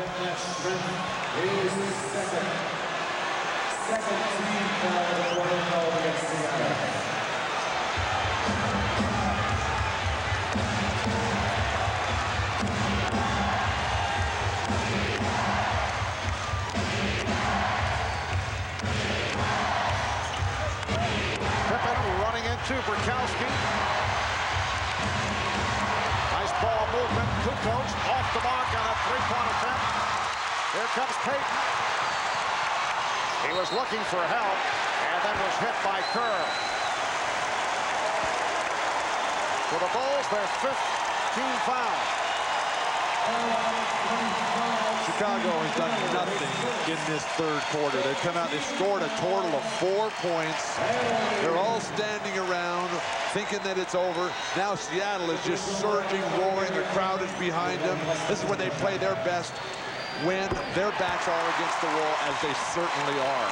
Well, Tony Kukoc took that last jump shot deep in the left corner, felt he was hit on the wrist and arm, and then turned to the official begging for the call. If he had alertly followed his own miss, he would have probably got the rebound, and all of his teammates remind him, don't worry about non-calls, keep playing.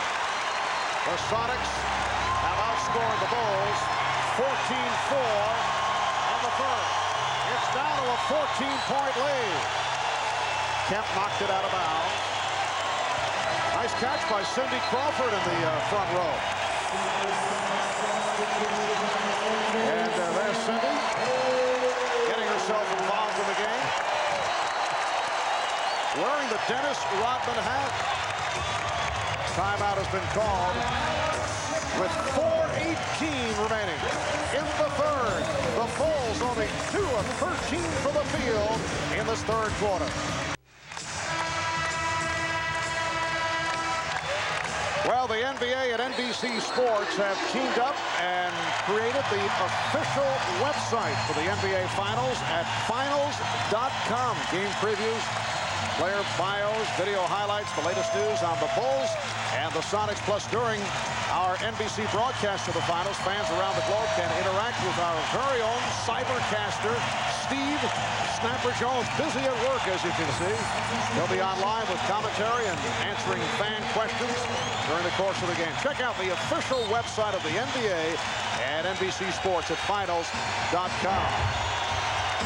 4:15 remaining in this third quarter, and the Bulls now appear to be the team that is rattled. They throw it away. giving the Sonics another opportunity. A Chicago Bulls team that has gone 2 of 13 from the field. They've been outscored 14-4 here in the third, which has usually been their quarter. That's the case in games 1 and 2. Perkins trying to dump it off, but Pippen able to step right into that passing lane. Marvin Ahmad was telling us the last time out that Phil Jackson's telling his team to weather the storm. They'll get tired eventually. The problem with that strategy is that these fans won't let them get tired. Ouch, what a wild and horrible shot. Here comes Payton. Hawkins. And he draws the foul. He was blocked. Foul on Steve Kerr. So the Bulls have scored only 4 points in this third quarter. It's unbelievable with 3:33 remaining in the quarter. Fewest points in a quarter in the NBA Finals, 11. New York Knicks against the Los Angeles Lakers, April 30th, 1972. Well, the Bulls just have not done enough with their defense to create some fast break opportunities. And then when they have to walk the ball into the front court and try to run their triangle offense, the pressure defense of Seattle has just totally taken them out of the rhythm. Hersey Hawkins, 4 for 4. 8 points for Hawkins. David Whitney with a cameo coming on for Detlef Schrempf. And again, the crowd wild here at Key Arena. Kerr for 3. Bulls 68. The Sonics 54. Perfect execution of the set offense. Take the ball to one side, double down on the other for Steve Kerr. Kemp able to get inside. Sean Kemp got off to the slow start. He has now become a factor. He has 12 points. And Marv, it's a very tough matchup. Kukoc trying to keep Kemp away from the basket. He can only hope to get it back on the offensive end. Chain of defense. Shot clock at 7. Pippen. Oh, beautiful move with a head fake on Hersey Hawkins. And Phil Jackson and the Chicago bench are wondering why Steve Kerr was not credited with a three-point shot. Apparently they did wave it off. Call it a 2. Here's Wingate for 3. David Wingate from downtown. And the Bulls lead 71-59. Michael Jordan's got to get more assertive. He's got to start calling for that ball, waving his teammates away so he can get to the hoop. Shot clock at 6. Pippen. Here come the Sonics. Just under 2 minutes to go in the third.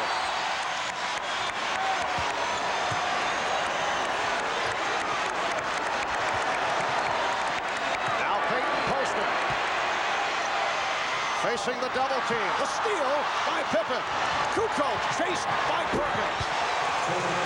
The Bulls with a 73-59 lead. Wow, Steve Kerr in trouble under duress with the post-up of Gary Payton, and his teammates came quickly to his aid and forced the turnover. Matt, you mentioned the Bulls defense not getting it done. They've upped it.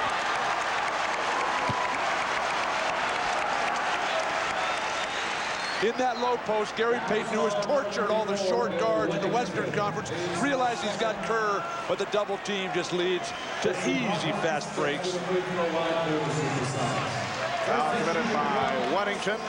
And again, Hawkins, one of the NBA's better free throw shooters. At the line, he's 5 for 5 here tonight. 8 points for Hersey, 7 of the 8 in this comebacking third quarter. Now, when Gary Payton gets in that position with a guy like Steve Kerr, he's got to anticipate double team, and that's where he's got to find his three-point shooters. The only two on the floor right now are Hersey Hawkins and Sam Perkins, but they have to be spotted up and spaced correctly. A Chicago lead once 24 is now 12. I'm surprised Phil Jackson hasn't come back with Dennis Rodman. Maybe he was upset with the fact that Rodman was losing his cool and concentration with the big lead. And the outside official, Steve Javie, calling it on Hawkins. First in the last 2 minutes. Non-shooting foul for the Bulls, their first team foul the last 2 minutes. I think Phil just does want to weather this storm now and make sure that he has fresh troops for the final 8 minutes of this ball game.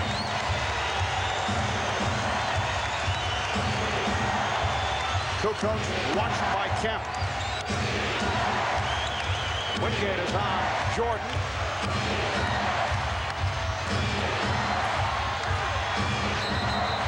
Travel. Scottie Pippen is really hesitating when he gets that initial pass. Jordan makes the play. They double team him, and when Scottie gets it, he's got to go right away with it. Don't stop and wait, but then you got to start all over again.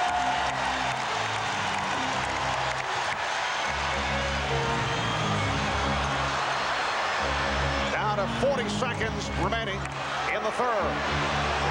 Hawkins got the step. Wingate. Call for travel.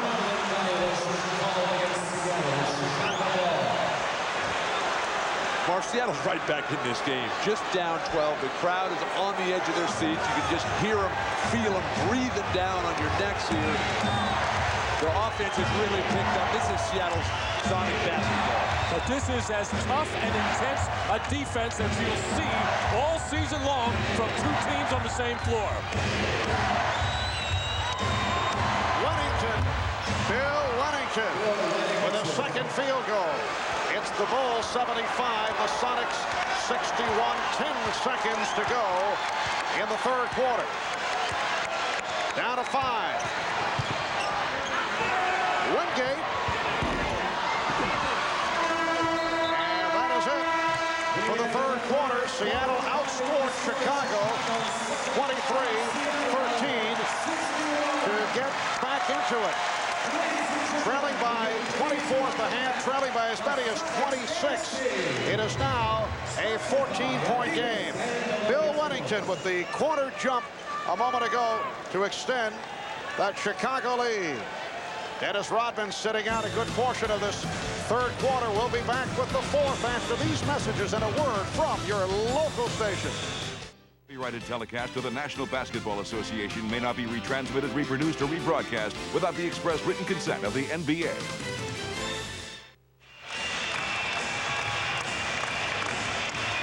Back at Key Arena in Seattle, Marv Albert, Matt Guokas, Bill Walton, Ahmad Rashad, Hannah Storm, Bob Costas. The entire crew on hand, and we have seen this crowd in a frenzy right throughout the third quarter. The Sonics getting back into it. Chicago shooting only 6 of 19 from the field in the third. Michael Jordan, only 2 points in the third quarter, was not part of the offense, but figures to be a different story here in the fourth. Jordan now with 31. One of those old UCLA plays, Bill, the UCLA cut, and Michael Jordan able to shed David Wingate and get that open jump shot. And that play was all over the blackboard in Seattle's locker room. That high post shuffle. When Wennington sets that pick, Kukoc will just dump it right down to him. Sam Perkins too late. The guard, I think, has to go ball side on that play with Jordan particularly, so you can front him down low if he does take that post position. And a foul on Wennington, a non-shooting affair. Payton putting the spin on Kerr. Kerr on the loose ball. Foul is called on Payton. Steve Kerr was not a factor in the first 2 games in Chicago. Gary Payton gets called for this foul here on Dennis Rodman. Just holds him, keeps him from coming up the lane, and then says, who, me? I didn't foul him. And a technical foul has been called.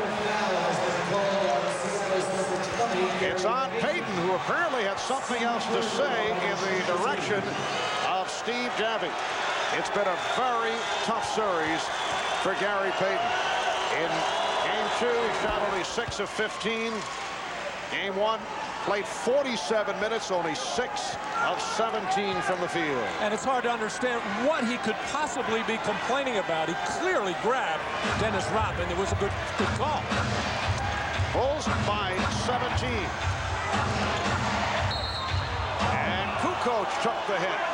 Met by the double team of Shrimp and Wingate. Foul on David Wingate. And Gary Payton continues to glare at the official Steve Jabby, who called the technical foul on him. That will not help his cause one little bit. Jordan with the pull-up. Yes, and it counts. Foul committed by Wingate.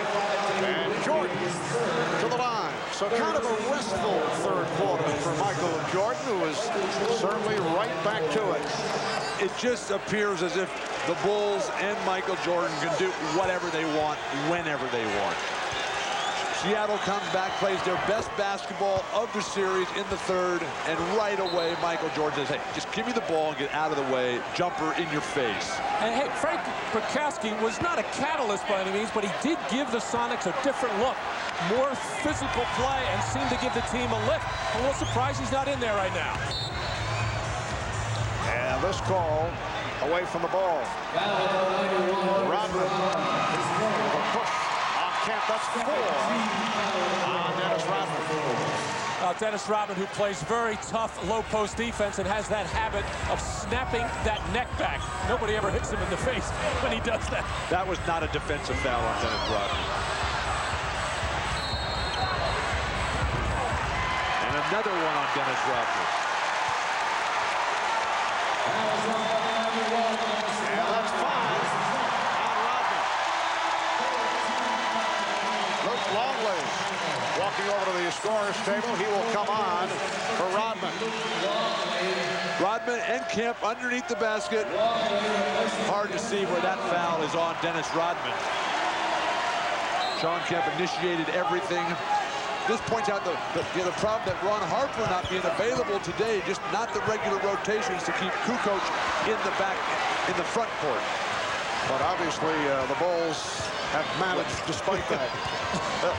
It helps when you have Michael Jordan on your team in a lot of different respects. A 20-point Chicago lead. Kukoc for 3. And Perkins with the box out. Shrimp had to save that lead thrown by Payton.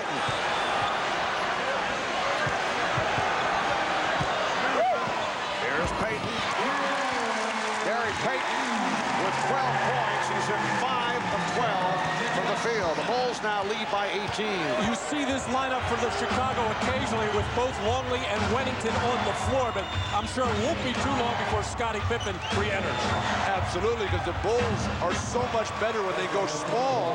But the way Longley is playing today, I'd go with him and make Seattle match up to him, which they have not done. Well, Longley now has 14 points. Perkins, making the turn, was taken down by Wennington. Here comes Frank Bukowski getting set to check back in. Timeout is called. 9:37 left in the fourth quarter.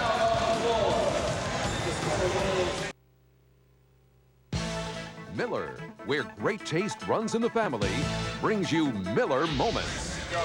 Tonight's Miller moment took place 11 years ago this evening. The Los Angeles Lakers defeating the Boston Celtics, Game 6 of the finals, to take the 1985 NBA title. Kareem Abdul-Jabbar led the way for the Lakers and was named the series most valuable player.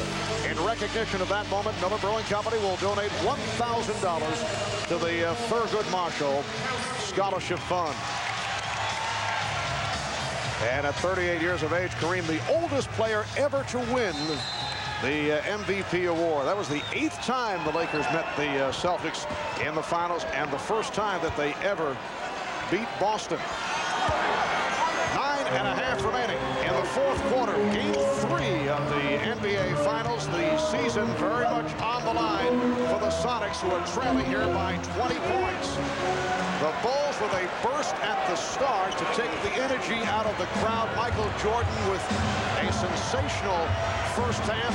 The Sonics able to get back into it in the third quarter. But the Bulls have come out strong here in the fourth. And a foul is called against Seattle. The high point man of the game is Michael Jordan. Jordan with 34 points. Sean Kemp just picked up his 4th personal foul, and it will put Luke Longley at the line. Well, Luke bouncing back very nicely here in Game 3. In Game 2, he had as many stitches as he did points and rebounds combined, 5. But he came out in this first quarter and really made a statement offensively, much as he did in Game 1. That's not a good day when your stitches outnumber your points and rebounds combined. But that play all set up by Tony Kukoc. Sean Kemp has not shown an ability to contain him on the perimeter. Tony in Game 1 and 2 was critical at the decisive moments. That play again, setting it all up with penetration.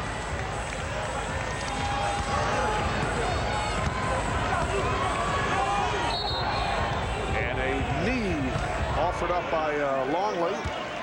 Indication from the official, Dick Pavetta. That's 4. On Longley, the Bulls are now over the limit. Luke wanted his interpretation. Marv, that last offensive sequence for Chicago that Luke Longley ended up getting the shot, that shows how far Luke Longley has come. Career playoff high today. Early in the season, Scottie Pippen never would have dumped that ball off to Luke Longley. I mean, he would throw it to him in the beginning of the game, and Luke would drop it out of bounds or commit an offensive foul. Now, though, after a year with Jordan, he's fully developed. The Bulls 84 and the Sonics 65.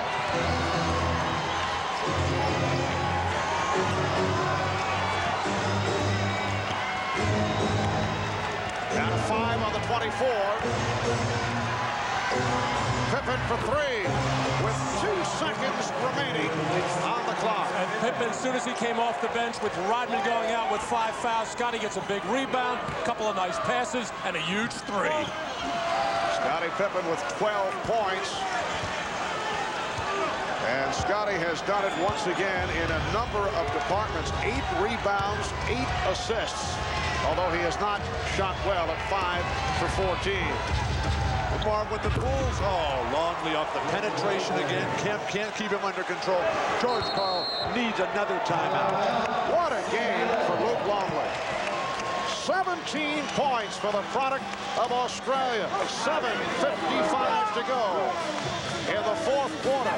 And the Bulls now lead 89-65. That's Pippen from 3-point range with the shot clock running down. We'll be back at the Key Arena in a moment.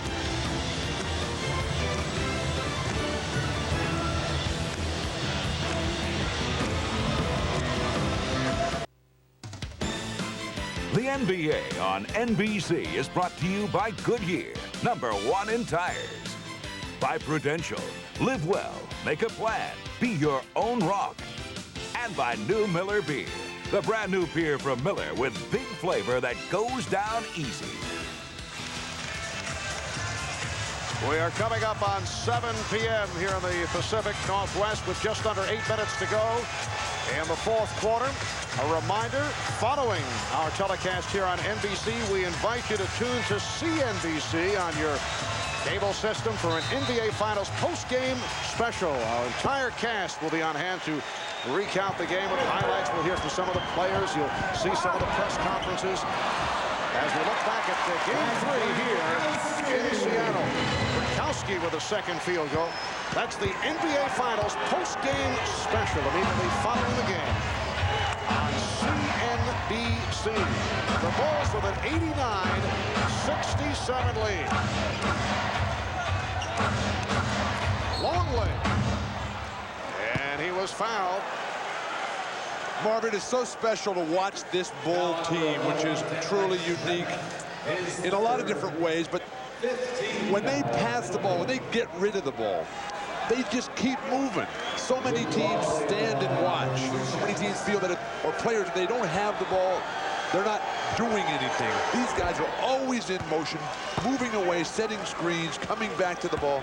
A thing of beauty to watch. Well, they are the only team in the league that runs this triangle offense to this degree. And with the spacing involved and with all the cuts and And with all the backdoor type of passes, it affords all that kind of movement. Luke Longley must love this Key Arena. He had his career higher. Right. Even though the Bulls lost that game early in the year, he had a career high 21.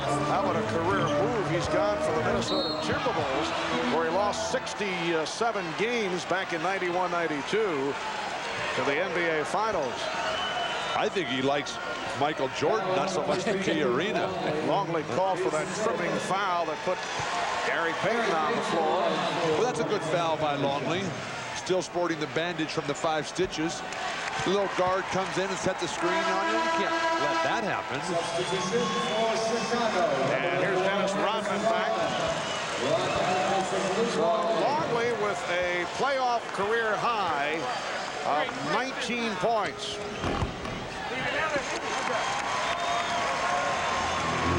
This game being seen worldwide, but you know they're enjoying it in Luke's native land of Australia, a member of the 1988-1992 Australian Olympic teams. It was certainly his finest moment as a professional. And Jordan fouled by Hawkins, and Rodman and Burkowski getting involved.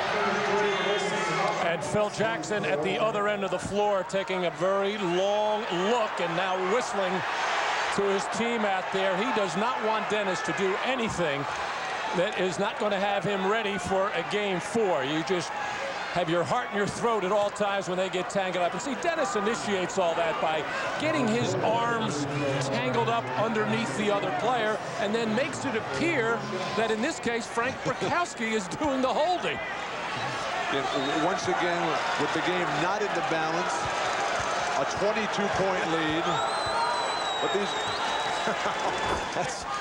these are certainly 2 of the freest spirits in the NBA. We don't need any sort of altercation here that would take away from this beautiful exhibition of basketball today by the Chicago Bulls. Now, would this be considered taunting? I was just going to say, why is that not taunting? Just a look and almost baiting Frank Burkowski to do something. Dennis has to settle down, play basketball, go play golf with Michael Jordan tomorrow and get ready for game 4. But if you can't stand there at attention and look at somebody with a blank expression on your face, what are you allowed to do? I think that was a bit more than fine.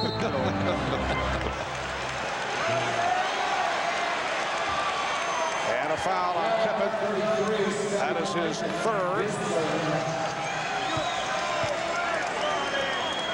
Bulls are over the foul limit.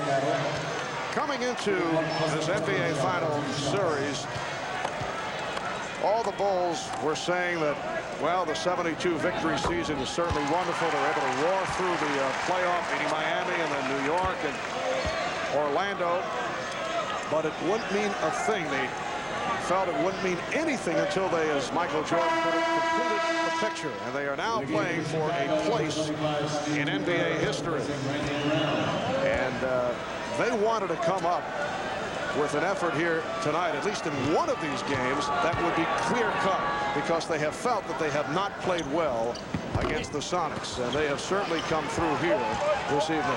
Marv, they won't admit it because they don't believe in taunting the opposition, but they had to have a meeting between the key guys and said, hey, let's go undefeated during these playoffs. They did lose the 1 to the Knicks in game 3.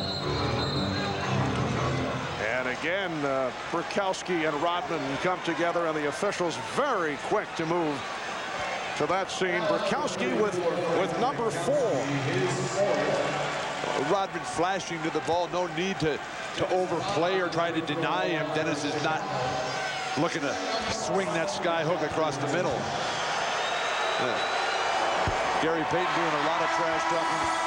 He needs a little bit more game to back that talk up. Gary Payton coming in as a brilliant player, over 20 points a game. In the series, he's got 40 points total in the series. This is the story tonight. Jordan 11, 22, 36 points. And Payton only 5 of 13, 14 points, along with 8 assists. You mentioned the playoff run, Bill. Well, the Bulls on their way to making it a record of 14-1 in the playoffs. Shrimp Jordan able to box out Kemp. In traffic going up with one of the best rebounders in the league, Shawn Kemp, as both Jordan and Pippen, with Rodman in and out of this lineup throughout the game, have both gotten much more involved in the rebounding area, as they tend to do when Dennis is not getting a whole bunch. Shot clock down to 4. Jordan. And Rodman and Bukowski get involved. It looks like Pavetta has given the ejection sign. This has been brewing the last couple of minutes. I think he's thrown both out of the game.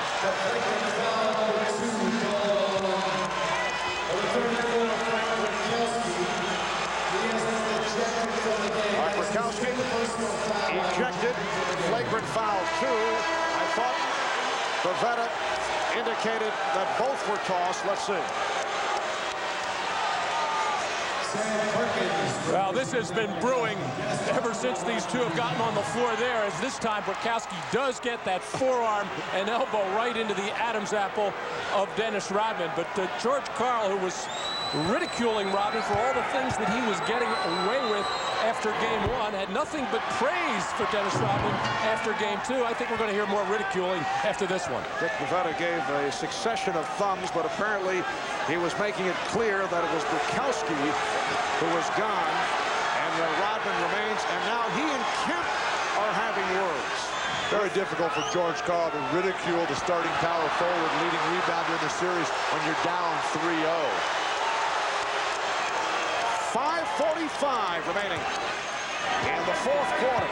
Phil Jackson should do this game a favor, maybe take Rodman out. Rodman and Kemp coming together, and Kemp picks up number 5.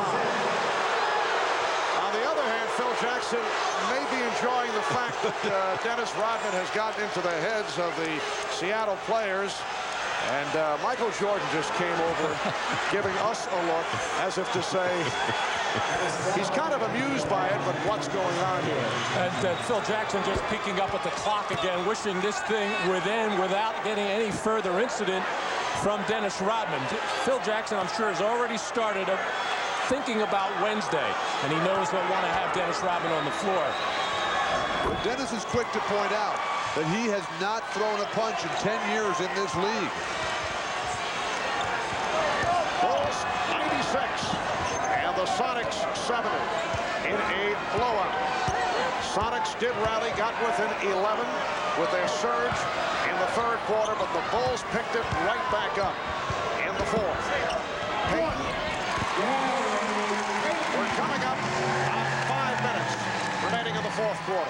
Again, Mark, a nice play by Gary Payton, but just one guy involved. Dribble up the whole way, get in the post. Everybody else standing around watching for Seattle. Here's 3 men involved, and then come back to the weak side. Kukoc, foul. And he will head to the lines on Perkins.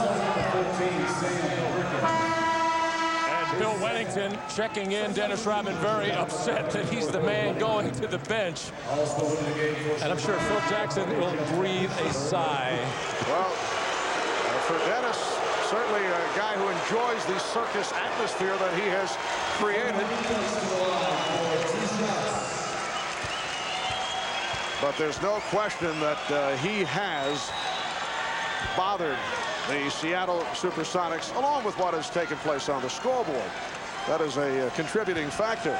It's embarrassing, Marv, to get blown out in your home court. You come back, you wait all these years to get back to the finals. The disappointments the last couple years, first-round playoff losses. They think they got it going. They play Chicago well 2 times and then come back here and lay down.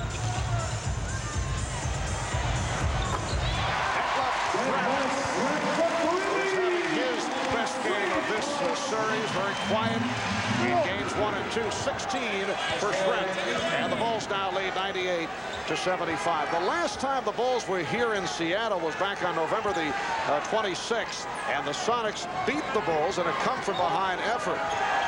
That was more than 6 months ago, though. Shot clock down to 1. Bushler. It's a 24-second Well, I wouldn't say the Seattle team laid down in any way, shape, or form. They just got hit by a buzzsaw at the start of this game, the Chicago Bulls and Michael Jordan, and how he likes to assert himself on the road in these playoff situations. He gets, I think, more pleasure out of winning these games on the road than at home.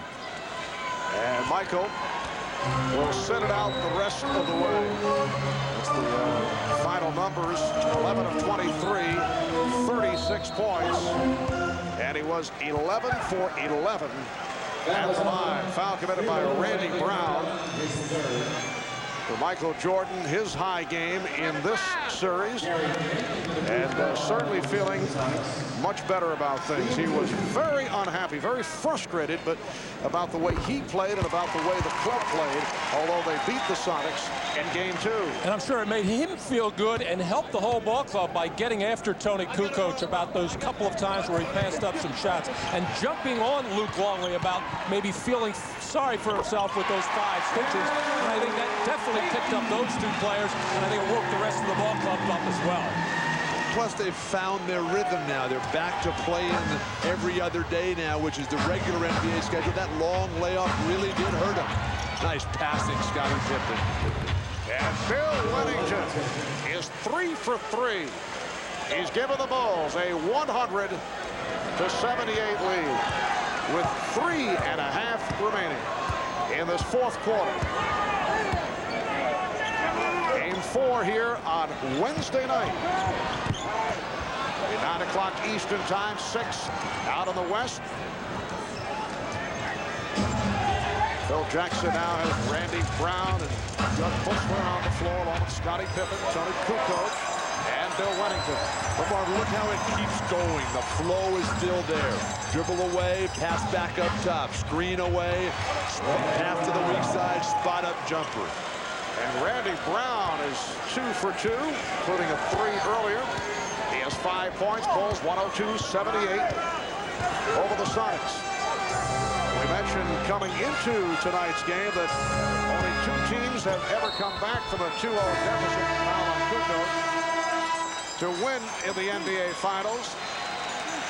No one has ever come back from 3-0 to win an NBA Final Series. Timeout called. The Bulls certainly enjoying things. 2:43 remaining in the 4th quarter. And it's Chicago 102 and Seattle 78. And as we were headed to commercial, there was a technical foul called on Detlef Schrempf. Detlef was fouled on a 3-point jumper a minute or so ago. They didn't call it. The game's over. But he wants to get to that line to shoot his 3 free throws. He's not getting there.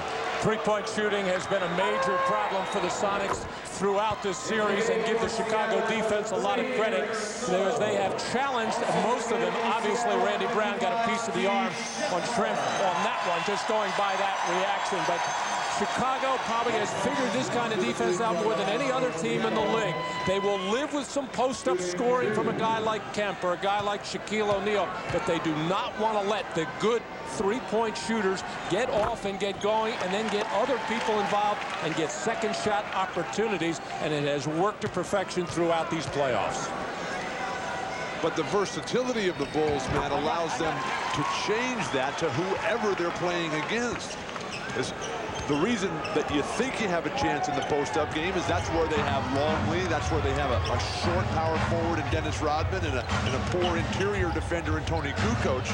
You certainly don't think your game is going to be winning by beating Michael Jordan one-on-one on the perimeter. Wennington,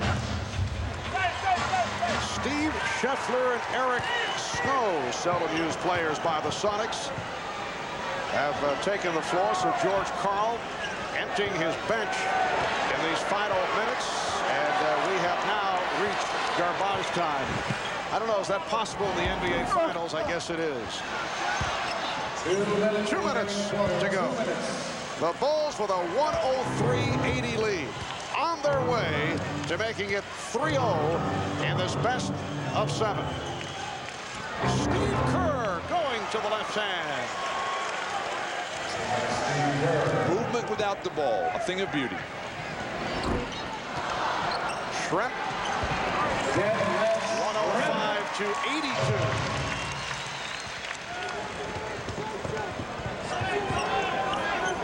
And we're down to a minute and a half to go. This crowd is filing out.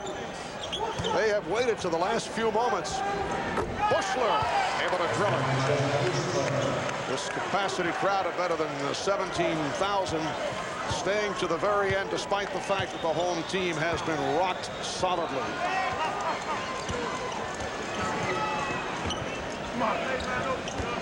Hawkins on the fake. Percy Hawkins with 12. That left Tremp leading the Sonics with 20. Gary Payton with 19. But these numbers are just cosmetic. The Sonics working their way back into it in the third quarters. They came within 11. But the Bulls were able to accelerate once again and recaptured the big lead.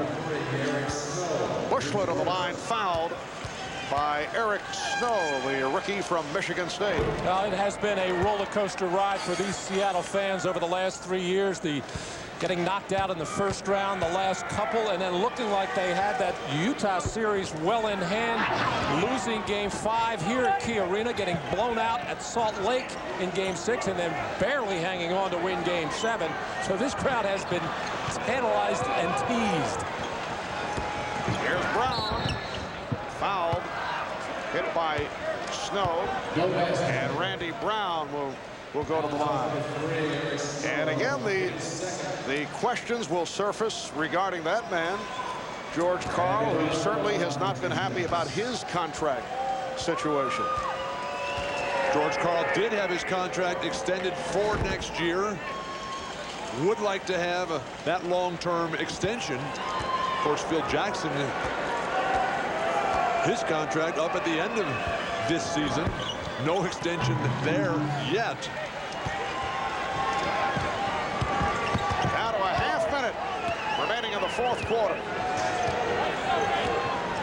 108-84.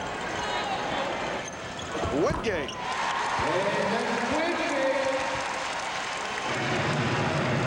So the Chicago Bulls in a blowout of the Seattle Sonics. They opened up with a burst, anticipating the high energy from this crowd. And they were able to just take it all out of the Sonics right at the start. Time has run out. The Bulls winning game 3, 108-86. The Bulls led by Michael Jordan, who finished 11 of 23 from the field, 36 points. And now the Bulls and the Sonics look to game number 4 here in Seattle on Wednesday night. That'll be a 9 o'clock start in the East, 6 o'clock on the West Coast. All right, let's go to Ahmad Rashad with Michael Jordan. Ahmad. All right, thanks, Marv. Michael, finally a game that you guys can feel some satisfaction with. You won the last 2 games, but really not played very well. Today you played excellent. Well, I thought we were going to give it away a little bit in the third quarter, but I think the first half we came out and basically took the crowd out of the game and took some of their momentum very early. And from that point on, I think we tried to control everything, and we pretty much did. I think when they started making a run at us in the third quarter, we just had to find something to contain them and slow them down because they were coming very hard. How do you account for that start that you had today? Because in game 2, you guys started, very lethargic, no energy, but not tonight. Well, as I said, I think when we get on the road, we become a little more focused. We go out and we know what our jobs are, and we don't have to worry about family tickets and a lot of distractions that we have to go through, man. It's good to be on the road so we can bond together and play better. How about your focus? I know in the first couple of games you felt like you were struggling a little bit, but today you came in talking about making a statement.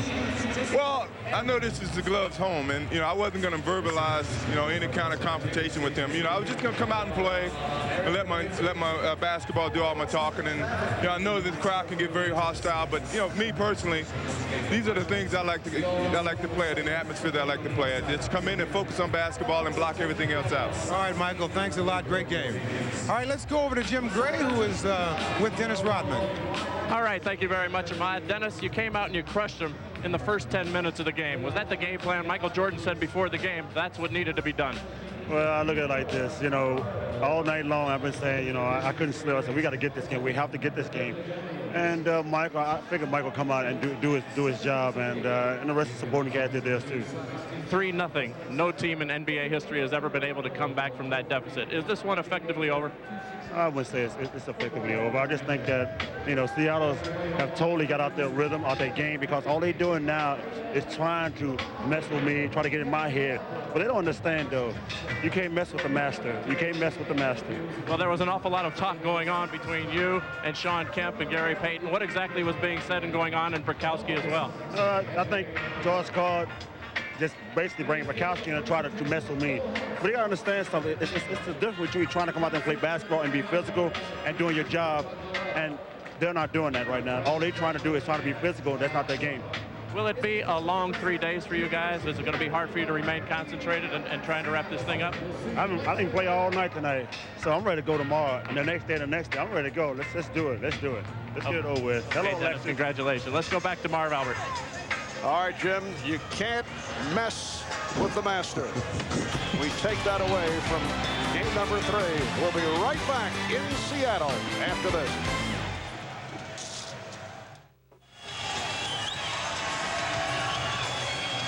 Back in Seattle, the Bulls with a 108-86 win over the Sonics to take a 3-0 lead in the NBA Final Series. Some more of the stats. Scottie Pippen, 12 points, 9 assists. Tony Kukoc, who started for the ailing Ron Harper, 14 points, 7 rebounds. Michael Jordan, though, leading the way with 36 points in his 41 minutes. A reminder, coming up next on most of these NBC stations, a special post-game episode of Mad About You. That'll be must-see TV.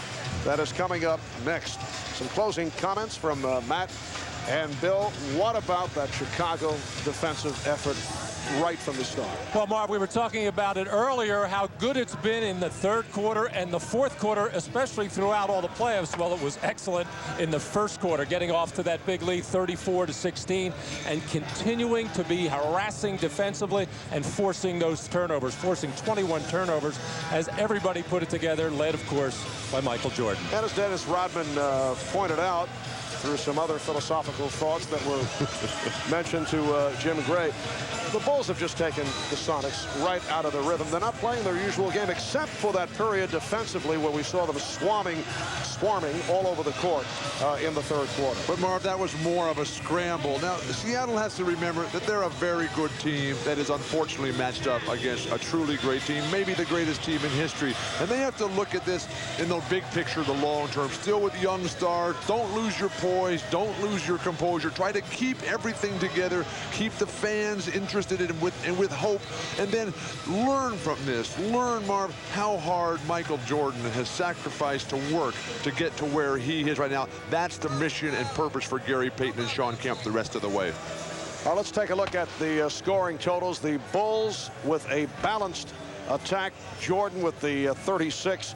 Longley, that is a career playoff high, 8 of 13, an outstanding all-around performance by the Bulls center Luke Longley, 19 points in all. Tony Kukoc, 4 of 11, 14 points. Scottie Pippen, 5 of 14, did not shoot well, finished with 12, but did other things in terms of rebounding and assists. And as it turns out, you mentioned the fact that the Bulls were slightly out of their rhythm at the start because Kukoc started. Obviously, it did not matter. Well, Michael Jordan just was perfect today. We could see it in his pregame comments to us, the focus, the energy, the enthusiasm. He was not to be denied today. His mission, one more game, and then it's complete.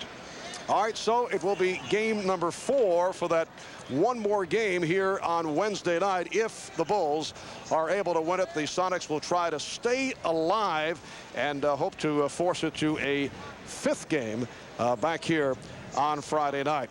That's it for the game portion of our telecast. Marv Albert with Matt Gukas and Bill Walton. Now let's throw it to Bob Costas upstairs. Bob?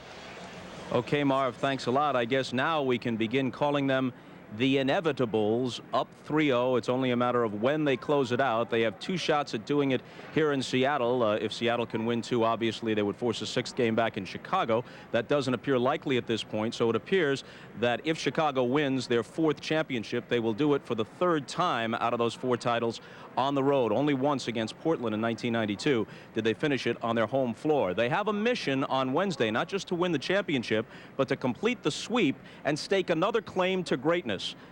The only team that went through the entire playoffs, losing only one game, was Dr. J's 1983 Philadelphia 76ers. They didn't play in the first round, so they were 12-1. Chicago could finish at 15-1 if they sweep it. Now, don't forget that coming right up, our NBA Finals postgame special on CNBC. More interviews and analysis in the aftermath of Chicago's devastating win this evening. And on Wednesday night, we have Game 4 of the Finals back here at Key Arena in Seattle. Now, coming up next on NBC, a special postgame episode, it says here, of Mad About You. Will Paul Reiser and Helen Hunt be in the locker rooms? Tune in and find out. For our entire crew in Seattle, I'm Bob Costas. Good night on the NBC side. See you in a few moments if you're so inclined on CNBC. So long.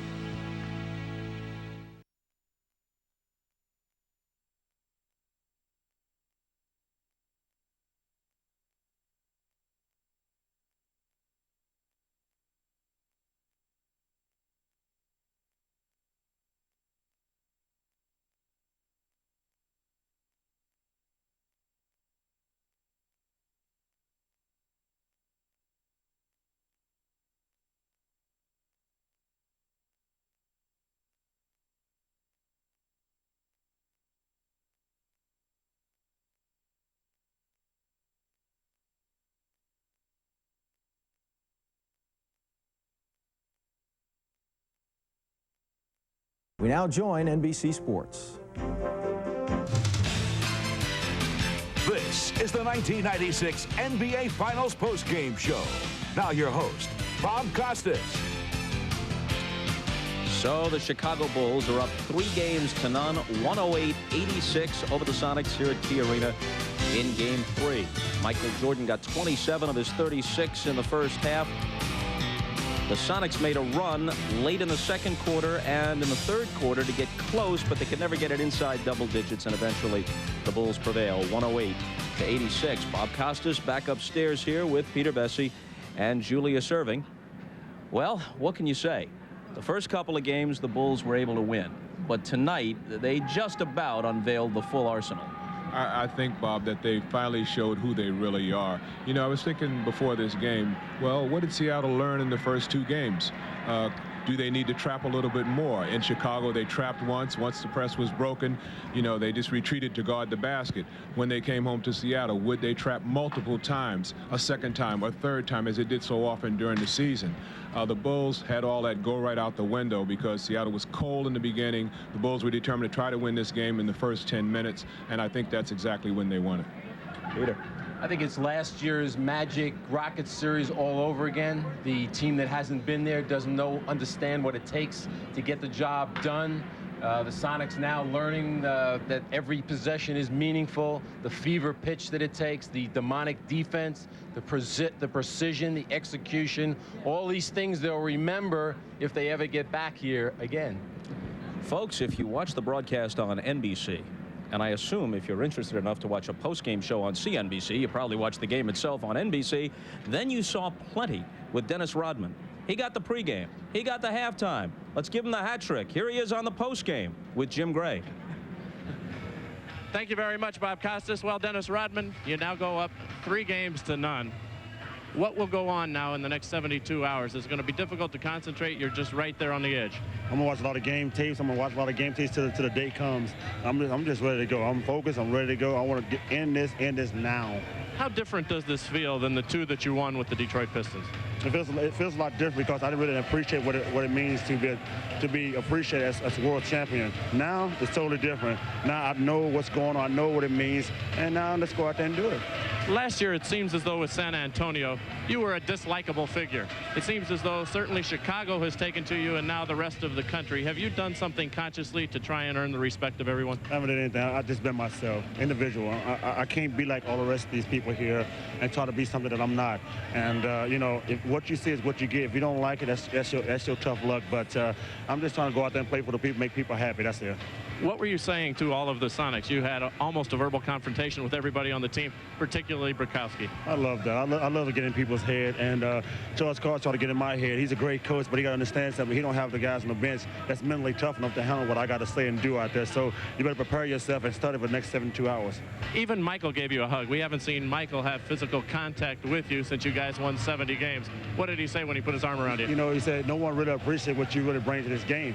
And basically, that's all he says. You know, he said, you know, I'm glad you have him on the team, and I'm glad to be here. Dennis, thanks for taking the time with us. We'll see you on Wednesday night. Back to you, Bob Costas.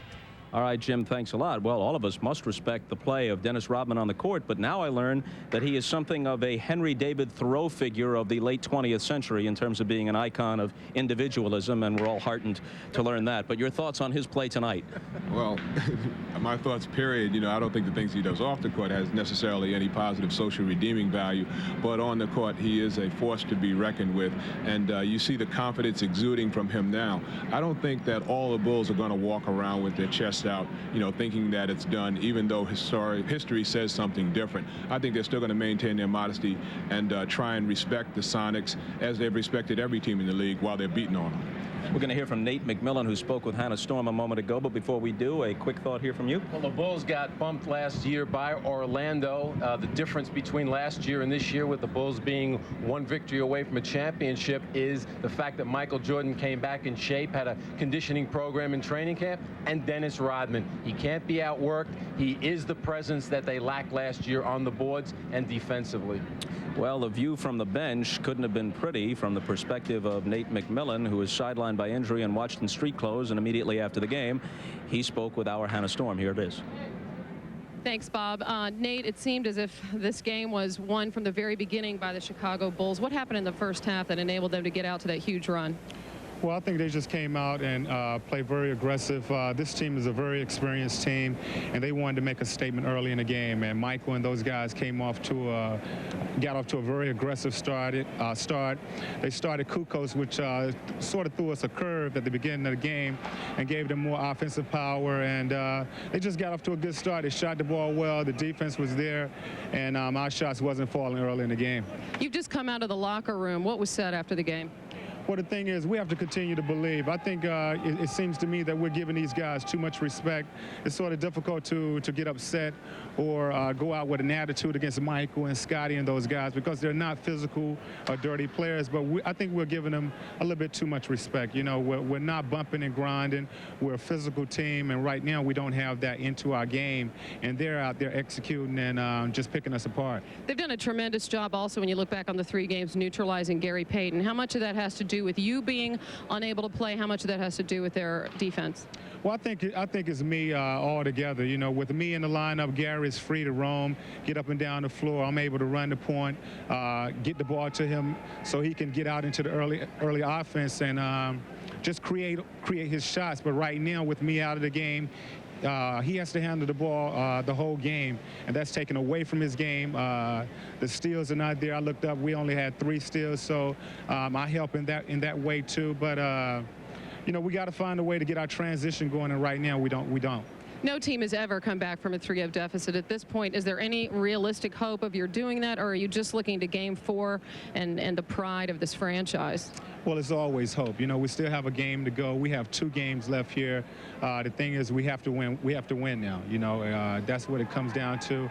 We have to win the next game. If we win that one, we have another game in Seattle. But we have to play much more aggressive basketball than we played in the last 3 games. Okay, Nate McMillan, thanks so much for joining us. And now you wish you could be out there in uniform to help your team out. Yeah.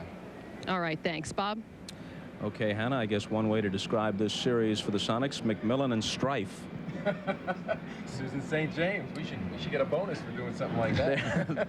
There you go. You get the feeling, though, that although Nate is an important contributor and he would have changed their substitutions and whatnot, that it really doesn't make that much difference. Well, with all due respect. Well, I think it made a huge difference in the first 2 games because people are beginning to understand and appreciate what Nate McMillan means to this team. I mean, he mentioned a number of things there. What he didn't mention was the leadership and the 3-pointers. And without him coming off the bench, Sam Perkins basically is a starter with Irvin Johnson getting only a few minutes. The Sonics don't have a bench. Yeah, let me clarify. I meant tonight. Obviously, the first 2 games were close and could have turned on any number of things. Well, yeah, I think it made an absolute difference. You know, in game 2, he could have made the difference because it was a close game. The first 2 were blowouts. But if you look at the Chicago situation, when they were missing Tony Kukoc, it put so much pressure on Scottie Pippen to handle the ball and do 80% of the playmaking instead of sharing that responsibility with Tony and with Michael, that his offensive game suffered, and the Bulls ended up losing that 1 game to the Knicks. All right, we're going to take a break here, and when we come back on the post-game show, we'll hear from George Karl, from Phil Jackson, from Steve Kerr, and from Spike Lee here in Seattle, where the Sonics could not do the right thing tonight. We'll be back.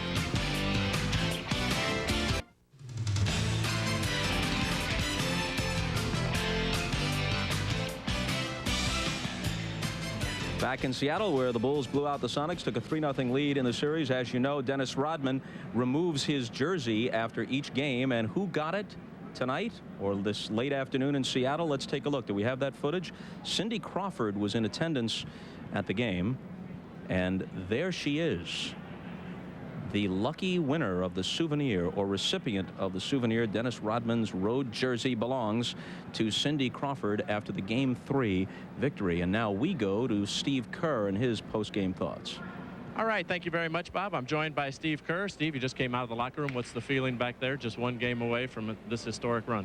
Well, we're pretty happy, but we're trying not to be too happy because we still haven't finished it off. We have 1 more to go, obviously, and it'll be nice to relax for a couple days and then get back at it. Will these next 3 days drive you crazy, or with the anticipation? Is it going to be a long time coming for this game? Be a lot longer if we were only up 2-1. I'll tell you that. We would like to play Tuesday, you know, but you know, schedule says Wednesday, and why not enjoy a few days in Seattle? Did you expect more of a fight tonight from Seattle? I mean, you guys came out in the first 10 minutes, and effectively this game was over. Well, we've actually felt like we were due to play a good game, and that's kind of the scary thing about our team, is we can win when we're not playing well. But offensively, we really haven't played well in the playoffs that often. So we were due, and when Michael came out on fire like that, and all of a sudden Luke's scoring, and Tony starts surprisingly and hits like his first 3 shots, I think, you know, that was a good sign right there. It was going to be a long night for them. As has been his custom, was it a mistake of Gary Payton to make such a to-do and get in Michael's face? I wouldn't advise getting in Michael's face to anybody. It was probably a mistake, but that's Gary's game, and you know, he's going to play that way, and that's what usually gets him going. So, you know, you can't blame him for that. Steve, it seemed as though tonight as well that you guys kind of played off the theatrics of Dennis Rodman, his taunting, if you want to call it that, and his enthusiasm. Was that the case? Well, we always feed off of Dennis's energy. That's one of his keys to the team, really. He brings defense and rebounding, but also a lot of energy. And he withstood some psychological warfare out there from the Sonics, too. And we thought he did a good job of holding up. Steve, thanks for joining us. Thanks, Jim. All right, back to you, Bob. Jim, thanks a lot. Do not go anywhere. We're coming right back to you. Steve Kerr was just 1 for 11 in the first 2 games in Chicago, uncharacteristically off in terms of his shooting, and tonight he comes through with 3 of 4 and a total of 8 points. So that was Steve Kerr on tape with Jim Gray moments ago. Now we go back down to the floor, and here he is live with Luke Longley. Jim? All right, thank you very much, Bob. Luke Longley, 19 points tonight, his playoff career high. In fact, you had your career high back in November, 21 points. What's with you in this building? Seems to bring out the best of you. I don't know, it does. It's been good to me this year. You know, I'd like to come back here more often. Michael got after you pretty good in Game 2. Tonight you come out much more aggressively with much more of an offensive impact. What was it that he said that got you going, and why the production tonight? Well, it wasn't so much what Michael said that got me going. It was just I was disappointed with Game 2. I had a very good Game 1 offensively, and just sort of didn't really get in, and never got into Game 2. And obviously having Michael spurring you on helps, but you know, it was something that would have happened, I think, otherwise. It looks like you've been playing a little Australian rules football. Did the stitches the other night make you mad? Certainly, and that was one of the things that Michael mentioned, was that, you know, I still had a fairly poor game after receiving cut like that. He thinks that should fire me up, so I did, and I played a lot better tonight. You were much more physical tonight as well. You kind of pushed Sean Kemp at one point. Was it your intent just to get after it a little bit more tonight? Yeah, I tried to concentrate a lot harder on Sean and on getting sort of underneath him early in transition, not letting him get those easy baskets, and I think you know, it frustrated him, especially in the first half. Is there a celebration going on in there, or is it still a bit premature? No, this team's very good at not having premature celebrations. we didn't just celebrate our Eastern Conference win, but I think we'll have a good one once we win the whole thing, and hopefully that'll be fairly shortly. Wednesday night. I hope so. I mean, I think this Seattle team's got a lot of fight left in them, so you know you never can tell. All right, Luke, we appreciate you taking the time. Thanks a lot, mate. Good on you. All right. Back to you, mate Bob. All right, thank you, Jim, and to you, Luke. Good day. Now let's go to the interview room where Phil Jackson moments ago had these comments for the assembled members of the press. Here's the Bulls coach. Seattle can play as hard as they did in the third quarter, make things difficult for us, and we've got a road ahead of us to go before we can claim this one. Phil, it seemed as if in game 1 and 2 you single covered Kemp the way you did O'Neal and Ewing and Mourning before that. And in this game, it seemed like you threw a lot more double teams then, and there was a conscious effort to stop him in this game because he's the only one that really hurt you in the first 2. I couldn't see you because of that sport coat in front of you. Sorry, Phil. The strategy today was to throw double teams at Sean. He had really hurt us badly in the 2 games in Chicago. We thought that perhaps he would be even better here in the home court, and we tried to get the ball out of his hands early in the game. And it worked simply because they did miss a couple of open threes and led us to runouts. We had a couple steals, and I thought he didn't get the kind of looks or shots that he necessarily likes or get involved in the game the way he likes to do it.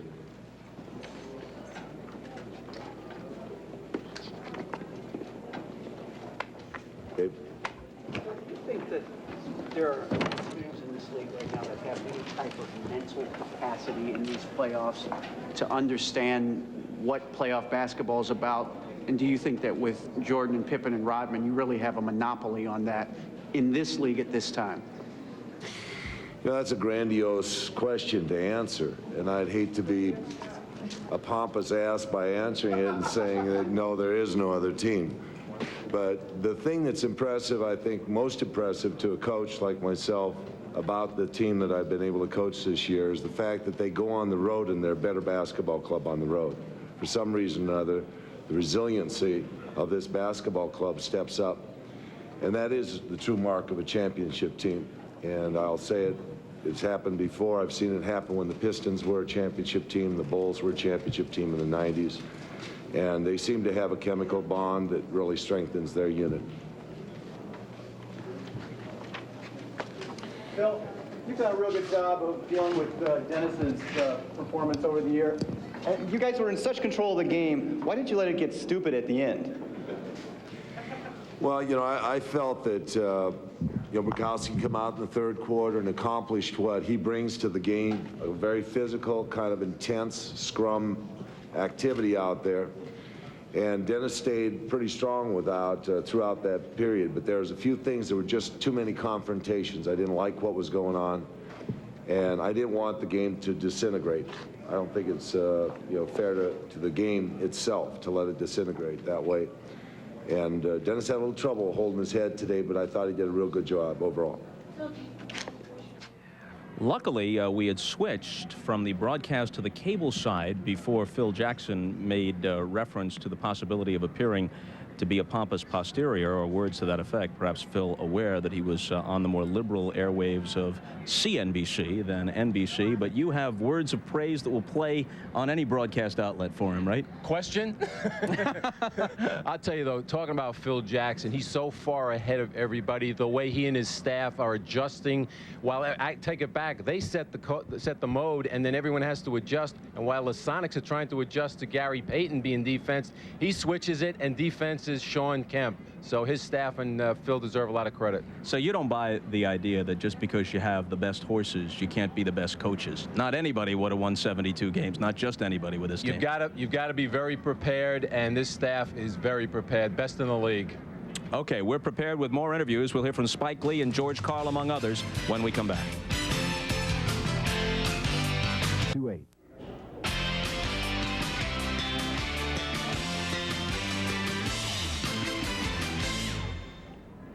So the Bulls win it 108-86, and they can finish the job if they have sweep on their mind on Wednesday back here at Key Arena. Let's take a look at some of the highlights from tonight's Game 3 here in Seattle.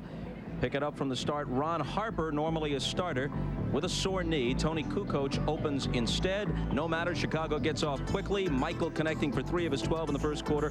Bulls score the first 7 of the game. Kukoc coming off strong back-to-back games in Chicago. Hits the tray here. Chicago up 18-4. The Sonics committed 13 turnovers in the first half compared to just 5 for the Bulls, and it cost them. Scottie Pippen will take it the length of the floor here. Chicago by 18 after 1 quarter. On to the second period, and the Sonics go on an 11-0 run. Gary Payton cutting Chicago's lead to 34-23, but that was as close as they got in the first half. George Karl's team on its way to 3 straight losses for the first time all year. Luke Longley with a nice move here, and the hook. Bulls back up by 16. Longley had 19 points. All Jordan in the first half. The NBA's MVP and scoring champion scored 15 straight in one stretch for Chicago. By halftime, he had 27 points on 8 of 16 shooting from the field. Moving to the fourth quarter after we get done with Jordan's exploits. And there's Dennis Rodman playing some mind games with his good friend Frank Brickowski. And moments later, Brickowski and Rodman become entangled. Brickowski called for the flagrant foul, and he is ejected for the second time in 3 games. The Bulls take game 3. A laugher for Michael Jordan and company, who can barely conceal their amusement, winning by a score of 108-86. And now, as promised, a conversation with Spike Lee. Let's have our producer Rick Diamond tell me who spoke with him. Naturally, Jim Gray. Jim Gray speaks with everybody. There he is. Joined by Spike Lee. Spike, we know that you're a big New York Knicks fan, but you're also very close to Michael Jordan. Sitting in these stands, you travel all over. What is your thought process, and how do you feel about just watching these games? One of your best friends playing, and he's on the verge now of making history, coming back after a couple years off. I feel good for Mike, but I'm disappointed in Seattle. They didn't show nothing tonight. Nothing. No fight, really, did they? They didn't come out with much energy or much anticipation of getting back in this series, did they? I thought they were going to show me more than that, man, but it's over now. They're coming out for blood Wednesday night. So I just watched it on television because it's done deal. What did you expect when the Sonics come out tonight? I know you talked to several of the players. Did you expect that they would be able to get back into this series, or knowing Michael as you knew him and know him, did you feel that it wouldn't be much of an effort? I thought Chicago was a win, but I thought Seattle would give him a fight, but they just rolled over tonight. I don't know what happened. Spike, you've seen a lot of teams. You've been a basketball fan for an awful long time. How does this Chicago team compare to the other teams you've seen along the line? They're all right. Just all right. You're not going to give it better than your Knicks team? No, they're a great team. They're a great team. It's just amazing to me. I think that, people dogging the Knicks out. Well, they play Chicago hard than any team in the playoffs, and if it wasn't with Bill Oakes, they could have won Game 4. Oh, you're not going to blame the referee for this, The guy called 2 travels with a minute in the last minute of the game. You're saying without that, the Knicks would be here right now? No, I'm saying we'd have won 2 games instead of 1. But still, you got to be physical with Chicago. Other than that, man, they're going to kill you. Are you going to spend your whole life just hoping that somebody can beat Chicago?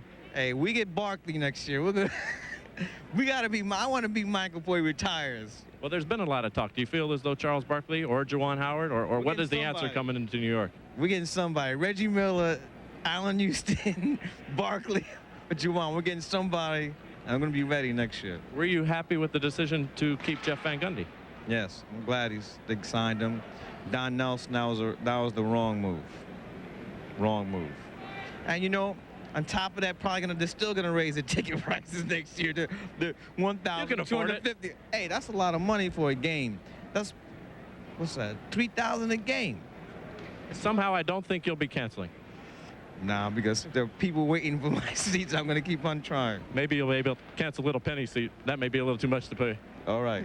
Spike, thanks for joining us. We appreciate it. Good luck to you with your filmmaking. All right, let's go back to Bob Costas. All right, Jim, Spike Lee, a very knowledgeable and passionate basketball fan, offering a harsh critique of the NBA referees of the Sonics play tonight, and some free advice to Dave Checketts and Ernie Grunfeld about the decisions coming up in the offseason for the Knicks. But of course, he's concerned about the ever-escalating price of courtside seats at the Garden. I understand they may even make Marv pay to get in next year. Let's go to him. And Bob, I can certainly understand that also. Spike lashing out in many directions. Getting back to what took place place here tonight and in the series. Of course, on Wednesday, the Chicago Bulls could make it a 4-game sweep. Let's take a look back at what has taken place over the first 3. The Bulls taking the first 2 in the Windy City as Tony Kukoc led an impressive fourth-quarter charge by Chicago in a 17-point opening game victory.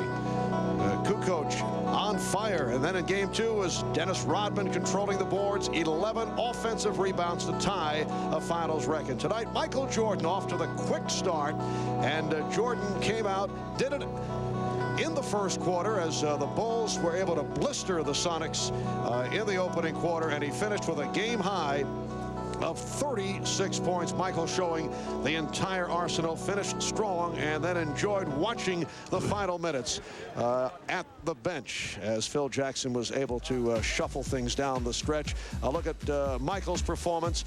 Not happy with what took place in games 1 and 2. They were not Jordan-like lofty numbers, but 28 and 29, not bad, and then 36 here tonight. The Bulls 50% shooting, the Sonics 45, but did not pick that up until late in the game. In the assist department, again, the Sonics falling short. Had only 10 in game 2, 14 here tonight in game 3. And look at 21 turnovers, and once again, Seattle not able to do it from downtown. Only 4 of 16 from three-point range. Matt, what is going on with Seattle's offense? Well, I talked to George Karl before the season started, and he told me that what he was most concerned about their offense, and now I see why. It has just been terrible. During the regular season, they rely so much on getting some easy baskets from their defense.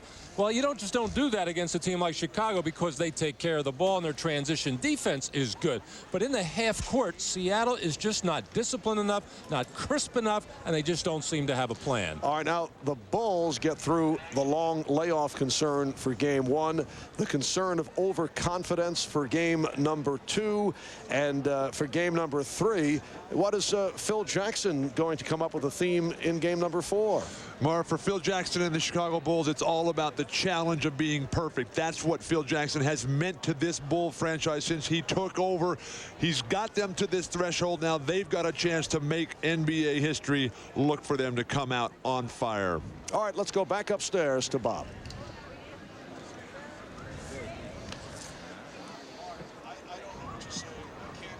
Up 3-0 in a series. You've never been down 0-3. What are your thoughts on what's going through the heads of the Bulls, the Sonics? Been down 3, but not 0-3, and gone for the closer a couple of times in the ABA, and the series against Los Angeles in 1983.